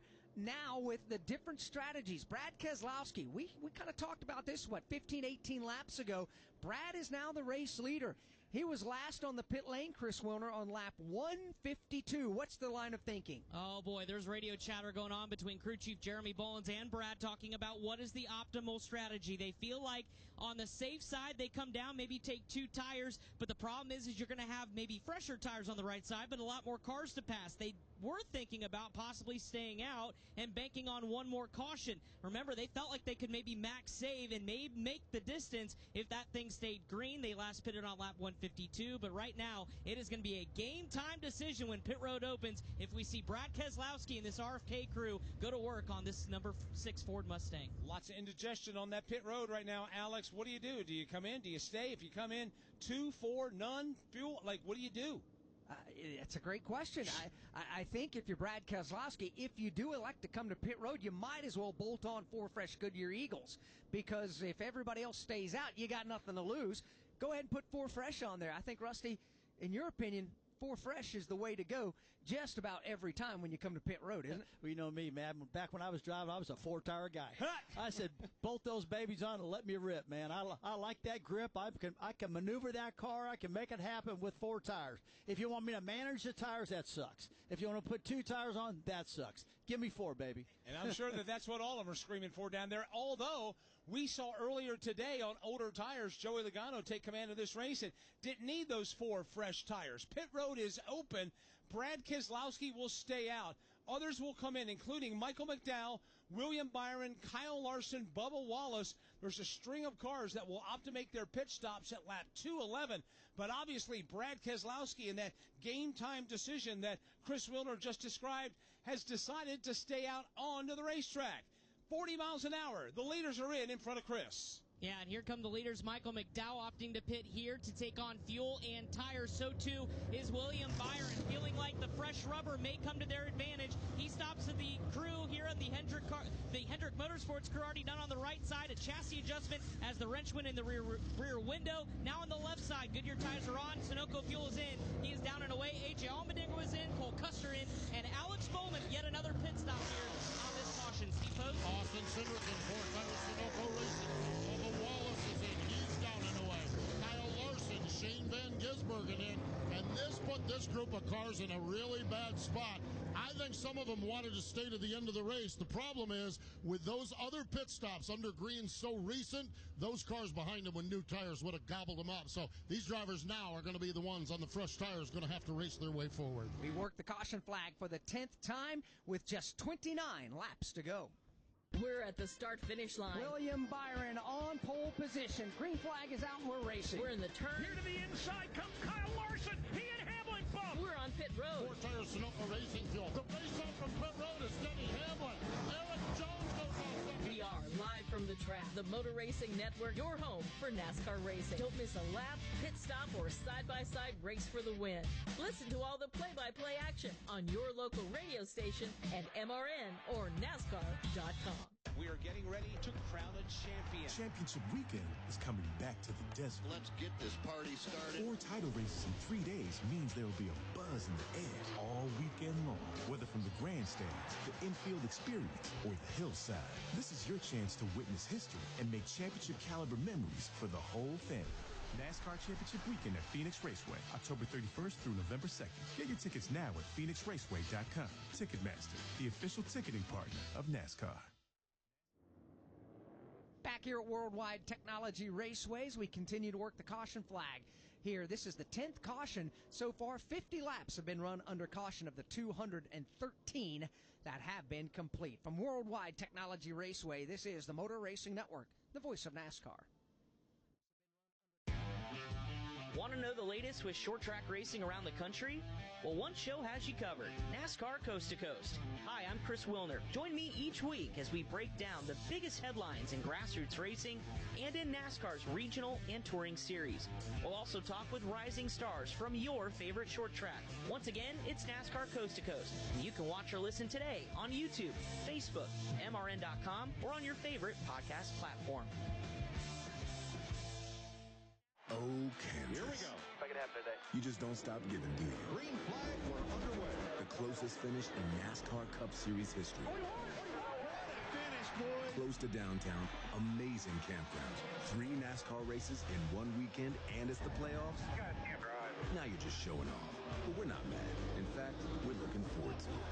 NASCAR Playoffs Weekend at Kansas Speedway, September 26th through the 28th. Get your tickets now at KansasSpeedway.com.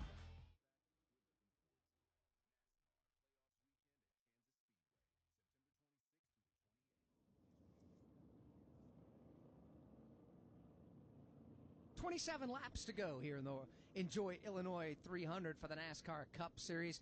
We've had 9 leaders, 14 different lead changes so far in this one.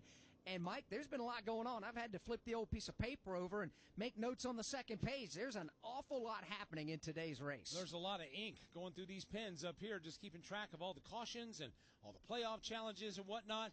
And it's all getting ready to come to a head here. As Alex mentioned, 27 laps to go. Programming update, don't forget to join us Thursday night.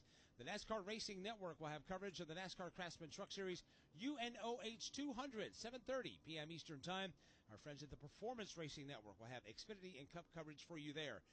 Our next NASCAR Cup Series broadcast will be in the month of September at the Kansas Speedway, the Hollywood Casino 400. That'll be a part of a triple header.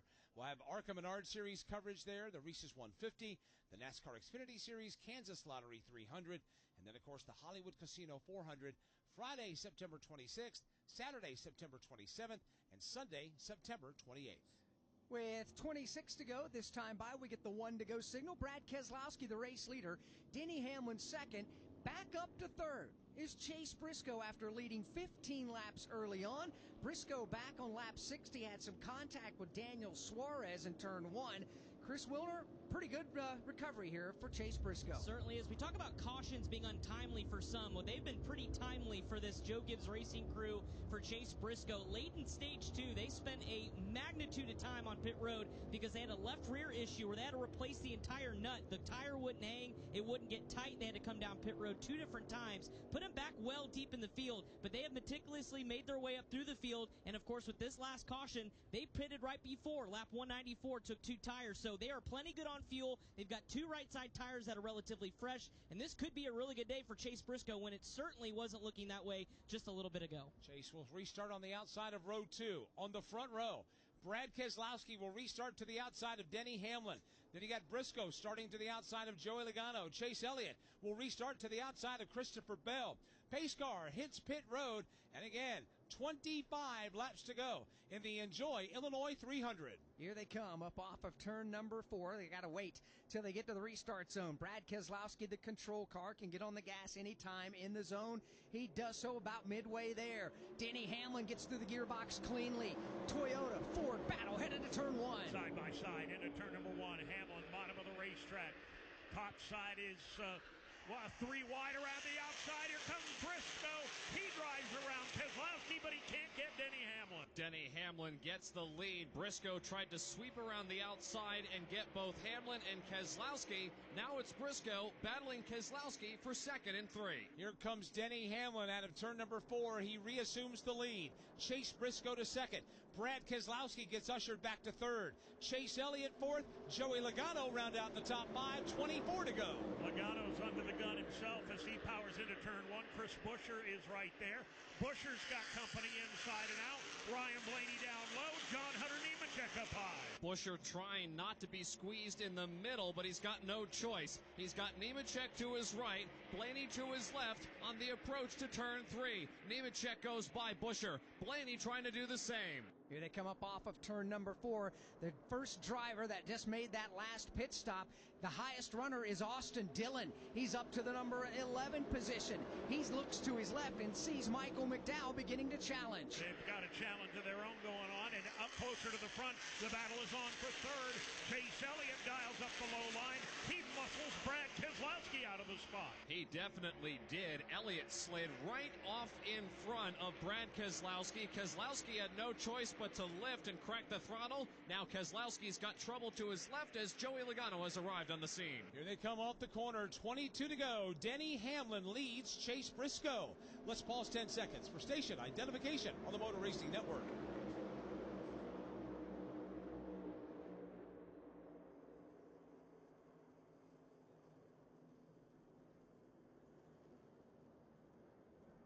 .22 laps remain of the NASCAR Cup Series Enjoy Illinois 300. Right now, Denny Hamlin is the leader. Motor Racing Network taking you to the checkered flag. Mike Bagley here alongside Alex Hayden and NASCAR Hall of Famer Rusty Wallace. Dave Moody and Tim Catalfamo are in the corners. We've got pit and garage coverage today from Chris Wilner and Steve Post. If you're just joining us, you've missed a lot. A lot of playoff drivers having challenges. We've had 10 caution flags. Alex, this race has had a mix of everything today. It has. A lot of different strategy has been employed by these teams down there today. Some drivers having problems are being able to bounce back. Other ones with problems, not so fortunate. Playoff driver Josh Berry got wrecked early on in the race. He's going to finish dead last today.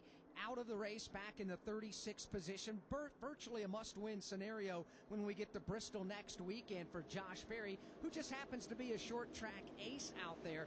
But we have had 10 caution flags for a total of 52 laps today, And, Rusty, I don't think anybody expected 10 caution flags in today's race. No, I didn't think so either, but it happened, and I'm not for sure it's over quite yet right now. Talk about, let's go up front a little bit. Denny Hamlin, my gosh, I'll tell you what, he's the type of guy right now that says, I do not want a caution at all. His car is handling great right now. Last time by, really fast on the racetrack. The time before, and the time before, and the time before, fastest car on the racetrack every single lap. And right now, he's just getting it done. He's probably got looks like about a 10-car length lead, don't you think, Dave, ahead of the second-place car? No doubt about it. All sails are in the wind for Denny Hamlin right now.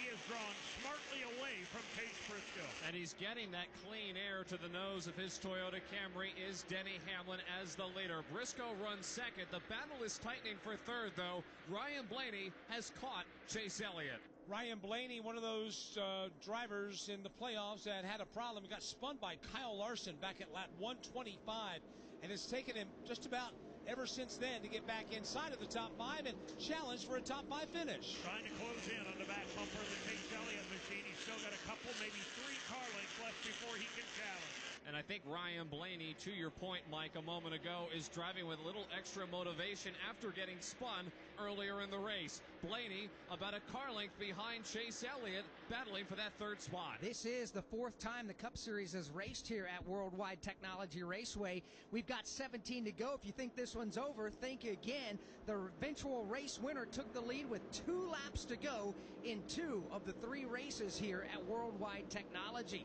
Right now, Denny Hamlin has the lead. His advantage, some 20 car lengths over Chase Briscoe. And while that is going on, the battle for third continues to get ever so closer. Ryan Blaney had a look to the inside on Chase Elliott coming out of turn number 2. Had to tuck in line when they went down the straightaway. Now he's going back after him off the corner. Chevy Ford battle for the 3rd position. Chase Elliott has the 3rd spot. Ryan Blaney's trying to take it away, and they're about to catch Chase Briscoe for 2nd. Yeah, it's a 3-man battle for the runner-up position, and somebody, if they're going to go up and challenge Denny Hamlin, they got to start that process right now as they continue to race for 2nd, 3rd, and 4th. It is indeed time to go. Chase Briscoe now starting to slide into the range of Chase Elliott and Ryan Blaney, so you can make it a 3-car fight for 2nd. Wow, they're all battling for that position. Race leader Denny Hamlin continues to add to his advantage. It was 1.2 seconds last time by. This time, it's 1.4 as that battle for 3rd continues. It is Chase Briscoe by about 3 car lengths over Elliott. Here comes Blaney now. He'll dig a hole in the inside lane, side by side for position number 3. Blaney pulls up alongside the left rear quarter panel of Chase Elliott going down the back straightaway. Now Blaney and Elliott are even in turn 3. Blaney on the bottom, Elliott and his blue Chevy up top. Chase Elliott trying to keep that car wound up topside. Ryan Blaney strong from the bottom of turn number 4. He can't complete the pass. Elliott will come flying back around the outside. Again, the battle for 3rd. Ryan Blaney now will try and drive deep to the inside of turn number 1. Puts a fender back to the inside of Elliott. He is almost even at the exit of 2, but Chase has got momentum off the top. And if Blaney's going to make a run at the leader, he has got to go. He cannot exercise a whole lot of patience running behind Chase Elliott. Again, Elliott in the 3rd spot. Drifts up wide in the middle of turns 3 and 4. Blaney right on the bottom of the racetrack. Laps are getting few. Down to 13 to go for race leader Denny Hamlin, trying to give Toyota their 200th NASCAR Cup Series win. And for Hamlin, none of his pursuers showing any inclination of getting up there to challenge at the moment. If anything, his lead continues to grow.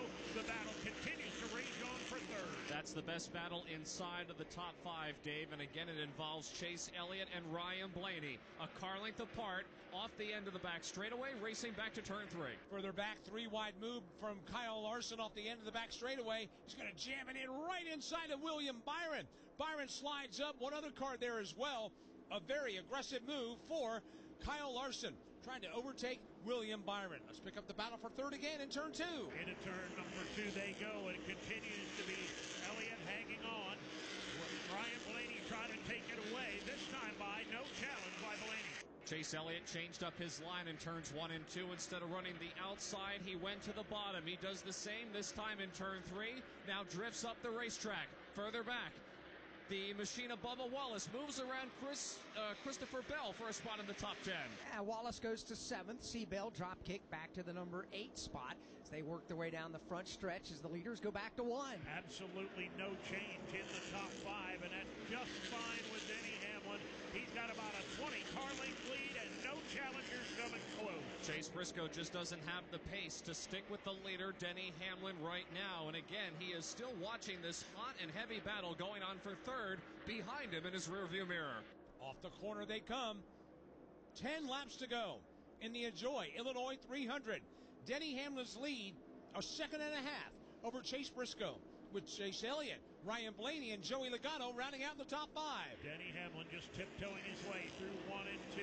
Far behind him, the battle for 3rd still hasn't gone away. Blaney keeps pounding away at the inside of Chase Elliott. And a little bit further back behind Elliott and Blaney is this ongoing race for what is the 7th position. Bubba Wallace had passed Christopher Bell a moment ago. Bell hasn't gone away. In fact, Bell is continuing to challenge Wallace for that spot. And for Denny Hamlin, you know, his heart's just pumping right now. He wants to be the guy that brings that 200th win home for Toyota. That's just going to make that whole team feel so good. And, you know, I kind of call Hamlin the house car for Toyota. He's been like the number 1 guy over there, Joe Gibbs Racing, for a long time. We all know Joe Gibbs Racing is the top Toyota team out there year after year, it seems like. So a lot of pressure on Denny Hamlin, but I think that he's got a great opportunity to bring this thing home. Yeah, he's got the car where it needs to be at the moment, just needs to keep it together for 8 more laps as he flies by the start-finish line and heads to 1. All by himself down the front straightaway and into turn number 1.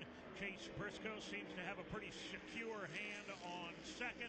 3rd spot continues to belong to Chase Elliott. And 1 spot behind Chase Elliott is the aforementioned Ryan Blaney.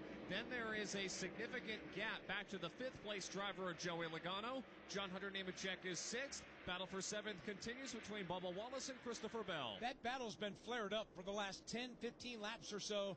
Christopher Bell just giving Bubba Wallace the business. They've been racing very clean, but also very intense as well. Matter of fact, here comes Bubba Wallace, Christopher Bell, across the start-finish line, separated by a car length. Wallace has got the spot, but C-Bell is not done yet.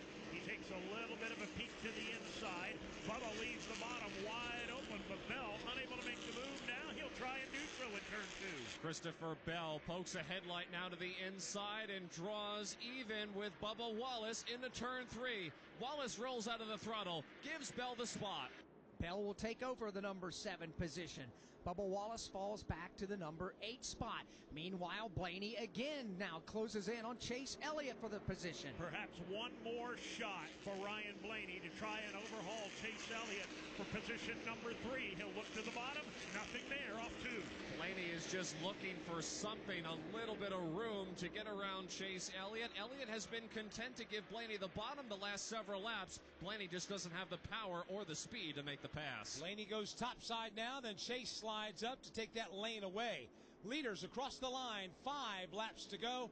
Denny Hamlin continues to lead. We follow this ongoing battle for 3rd. Into the turn number 1 they come. It's still Elliott by less than a car length over Ryan Blaney.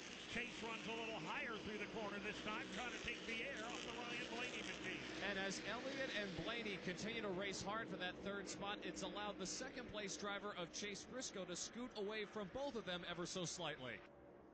Off the corner they come. Elliott, Blaney racing for 3rd. Logano hovering in 5th, but fading in the late going. 4 laps to go. It is Denny Hamlin. His lead's getting larger, now up to 2 seconds. Denny Hamlin, a man of prayer right now, just wanting this thing to continue on to a nice, safe checkered flag conclusion. He's got a huge lead off 2. Here comes Denny Hamlin all by himself as the race leader. Up the back straightaway, rolls out of the gas, goes down to the bottom of the racetrack, picks up the throttle, and heads back to the front straightaway. We'll get to the line. We'll have 3 to go now here at Worldwide Technology Raceway. Denny Hamlin brings that bright blue and white Toyota back down the front stretch, headed to turn 1. Here comes Hamlin running about a groove off the bottom of the racetrack. Now slides up a little bit more. Doesn't have to overwork that car at all. The Progressive Toyota to the back straightaway. As Denny Hamlin continues to lead, Ryan Blaney continues to annoy the back bumper of Chase Elliott. They cannot get away from each other right now. However, it's happening about a half a straightaway behind the leader, Denny Hamlin. Ryan Blaney, the stubborn foe for Chase Elliott in this ongoing battle for third, as Denny Hamlin brings him across the start-finish line. 2 laps to go here at Worldwide Technology Raceway. Hamlin all by himself at the front of the field. A good 20 to 25 car lengths over Chase Briscoe. 5 more back to Elliott, and then the omnipresent Ryan Blaney. Ryan Blaney has been again trying to recover from that spin earlier in the race. He has now been solidly in the top 5 the last several laps, but cannot find a way around Chase Elliott for third. Here comes Denny Hamlin, the race leader, through the shadows of the big billboards outside to driver's right. White flag is in the air from Brett Dalton on top of the flag stand. Hamlin, 1.25 miles away from victory. Into turn number 1, looking for a little Toyota history and a lock spot in the round of 12. It's all Denny Hamlin off to. Denny Hamlin exits turn number 2 and heads up the back straightaway for the final time, holding about a 25 car length lead over Chase Briscoe. Hamlin heads to 3 and headed for home. Denny Hamlin dials up the middle lane of the racetrack. He'll bring that blue and white Progressive Toyota to the front straightaway. Checkered flag is in the air. Denny Hamlin wins the Enjoy Illinois 300 at Worldwide Technology Raceway, giving Toyota its 200th win in the NASCAR Cup Series and Denny's 5th win overall in 2025. Let's go to pit road. Denny Hamlin's crew down here celebrating, high fives and hugs all around. Chris Gale, the crew chief, on it as they get the thumbs up down here, having a word with his driver down here. Chris, congratulations. Congratulations. Another win for you guys. Just kind of describe how the strategy played out and put you guys where you needed to be. Yeah, there were so many things that could have flipped with cautions at certain times, and thankfully we pitted at that one that allowed us to make it on fuel, right? And some of those guys that didn't, that allowed us to get back to the front of the field, and so thankfully it worked out. It did work out, that's for sure. For the 5th time this season, Denny Hamlin and his crew chief, Chris Gale, are going to victory lane. Yeah, Denny Hamlin is celebrating the win today. From fueling your favorite NASCAR teams to filling up at the pump, Sunoco is trusted to help vehicles perform at their peak. Sunoco, performance is what we do. One last exhale. Fitting, isn't it? The final shot at the Championship 4 comes down to a track that's been here from day one. Martinsville. Close quarters, tight corners, and a fan experience that brings you so close to the action, all of the mayhem will be right at your fingertips. NASCAR Playoffs Weekend at Martinsville Speedway, October 23rd through the 26th. Get your tickets now at martinsvillespeedway.com. Ticketmaster, the official ticketing partner of NASCAR. Hi, I'm Ryan Blaney, a third-generation race car driver, and I dedicate a lot of my time going fast. But when my grandpa was diagnosed with Alzheimer's, it was a very unexpected bump in the road for us. It's important to notice if older family members are acting differently or having trouble with routine tasks. Early detection of Alzheimer's can give your family time to explore support services and access available treatments. If you or your family are noticing changes, it could be Alzheimer's. Talk about seeing a doctor together. Visit alz.org/time to talk. A message from the Alzheimer's Association and the Ad Council. NASCAR Live Race Day continues on the Motor Racing Network. We welcome you back to Worldwide Technology Raceway. It's all over in the Enjoy Illinois 300. Denny Hamlin and his blue and white Progressive Insurance Toyota has won today's race. The rest of the field has just made their way down to pit lane. Chase Briscoe finished second, by the way, who won last week in the round of 16 playoff opener. Chase Elliott, a solid third-place run. Ryan